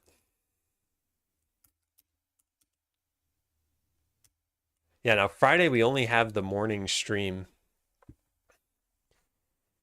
Then we have all of Monday. No, not all of Monday, but most of Monday and all of Wednesday.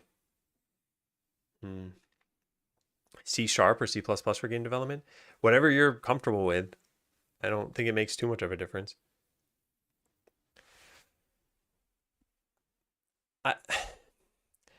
I think for the, yeah, I'll leave it at that. I don't want to get on my soapbox again and talk about all this stuff, but yeah, I don't think it makes too much difference. What you're comfortable with, what the game engine you want to use supports, I think those are the things you should probably base it on. And then if you have a team, what your team is comfortable with. So this is essentially homework, no stream. catching up on stuff, although I may be coding. I'm gonna write this up down here.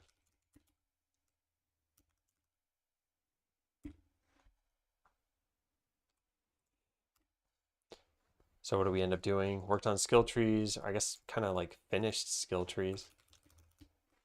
Like I said, they don't look great, but they're functional, and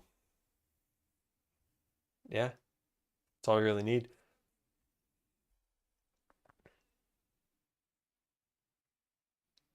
When a character levels up, this should know about this. There is no leveling up though. Not yet. So I guess that doesn't matter too much. Just so torn. Like, how do we go from this to something that people can give feedback on? And I think we need to add in some kind of goal to the game. And maybe it should just be earn a certain amount of money, although you could get that by just running the same instance over and over and over again.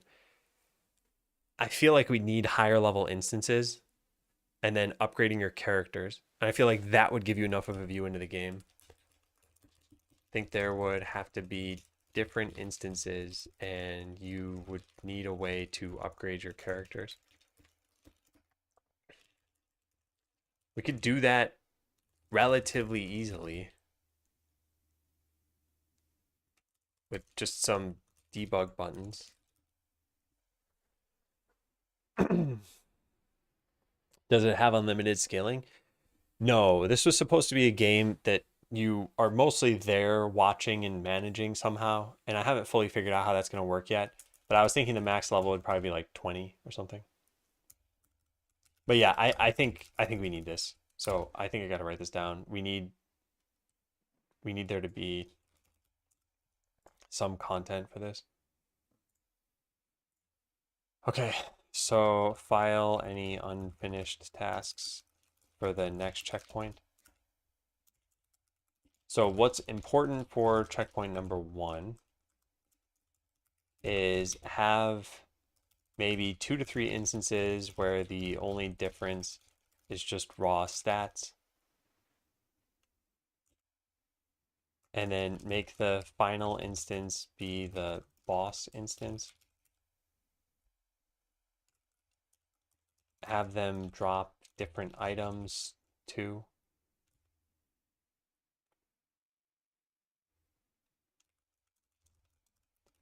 And make a button to level up your characters. Make sure this updates the skill tree.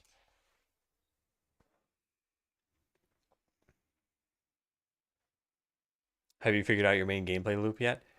Not totally, no. And that's part of why this is problematic to figure out what it is we want to launch in like 9 days. I'll just write tasks here so this doesn't get messed up. Yeah, I think this is important. I'm going to write this in current iteration and probably assign this to myself and put this in ready. Yeah, I think this is what we'll need to work on Friday. Work on adding content. Or I guess like work on the topmost tasks here. Yeah. Yeah, so I want there to be enough where people can try this out and be like, yes, this seems like it'll be fun. Yeah. How long have I been a game developer? I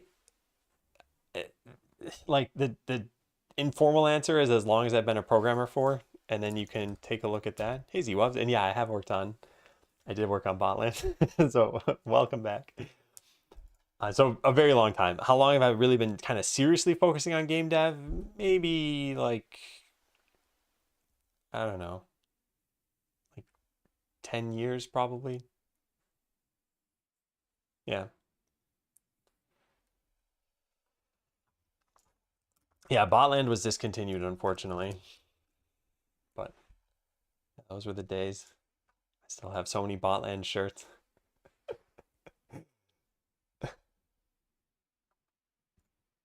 Okay, I'm at least confident in that. So yeah, when we released Idle Ascendance, it was in this state, excuse me, where there was a lot more going on, I feel. There was a title screen, you could save and load games. There was a character select thing here. I mean, the game was very different. And then here's where it started to feel a little bit more bare bones. Enemies could spawn in and you could move around and you could go attack them and you could pick which abilities you're using in a battle. And there were the skill trees over here too. And so this stuff worked. And you could level up and you could get new characters. So it felt like the progression was at least pretty obvious. And we got good feedback based on that. So now with this new game, I think the progression is going to be less obvious unless we only expose certain buttons like, you know, run instance 1, run instance 2, run instance 3. Popping around Twitch today and saw the stream is really a throwback. Yeah, I wonder how long ago you were last in here. Actually, I could tell you, I guess. It was 2019. Yeah, wow. Welcome back after 5 years.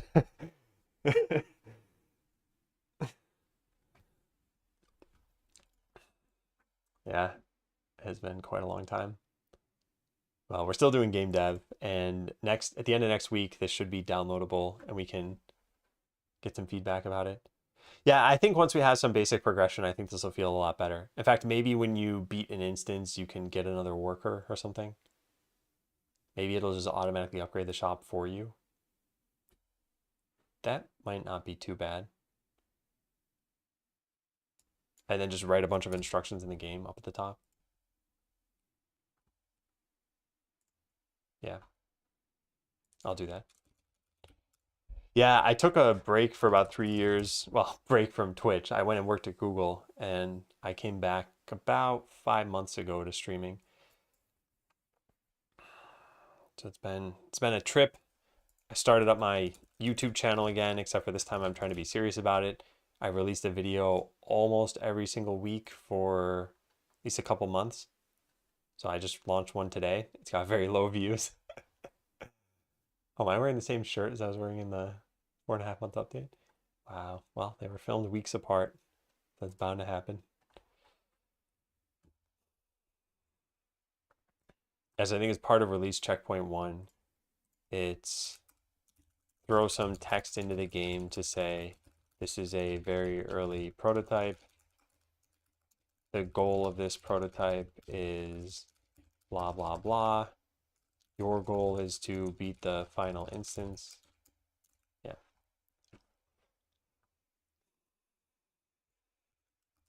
Maybe beating an instance. No, we should probably just have it be that you can upgrade stuff yourself, huh? Allow for upgrading your shop and storeroom by paying money. And what else?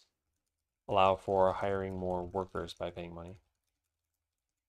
Yeah, these are all things that shouldn't take too long. Honestly, we could probably get most of this stuff done in like 2 hours on Friday. And we might only have 2 hours on Friday. But then I can spend some extra time working on that stuff. And then, yeah, you'll have a way of progressing through the game and feeling like you are, I didn't mean to press that, that you're getting into maybe larger battles.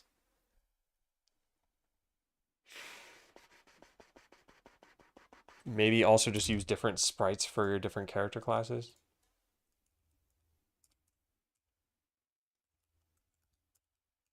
Yeah. Add different sprites for each class. Maybe even render the sprite in the skill tree so you can tell which is which. Or maybe have the adventurers wander around with their names above them. Okay. Yeah. All right. I think we're going to stop right around there. It's about 4 o'clock anyway, and I've been online for longer than I expected today. Good progress though, really. The skill tree is now, it's functional. It doesn't look like it because it says all this tooltip goes here, but I mean, that's just filling in data. Getting the tooltip to show up and go away and being able to put in points and get rid of points from these. Like it's working. And yeah, you can pick your different characters that you have. All right, well, let's go find somebody to raid.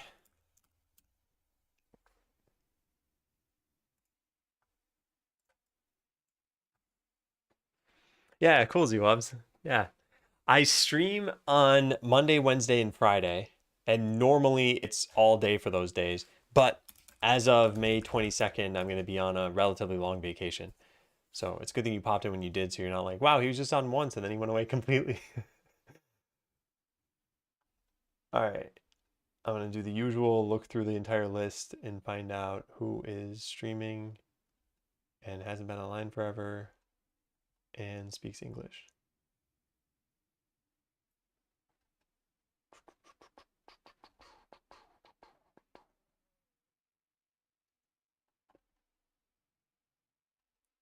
And I've rated a ton of people now.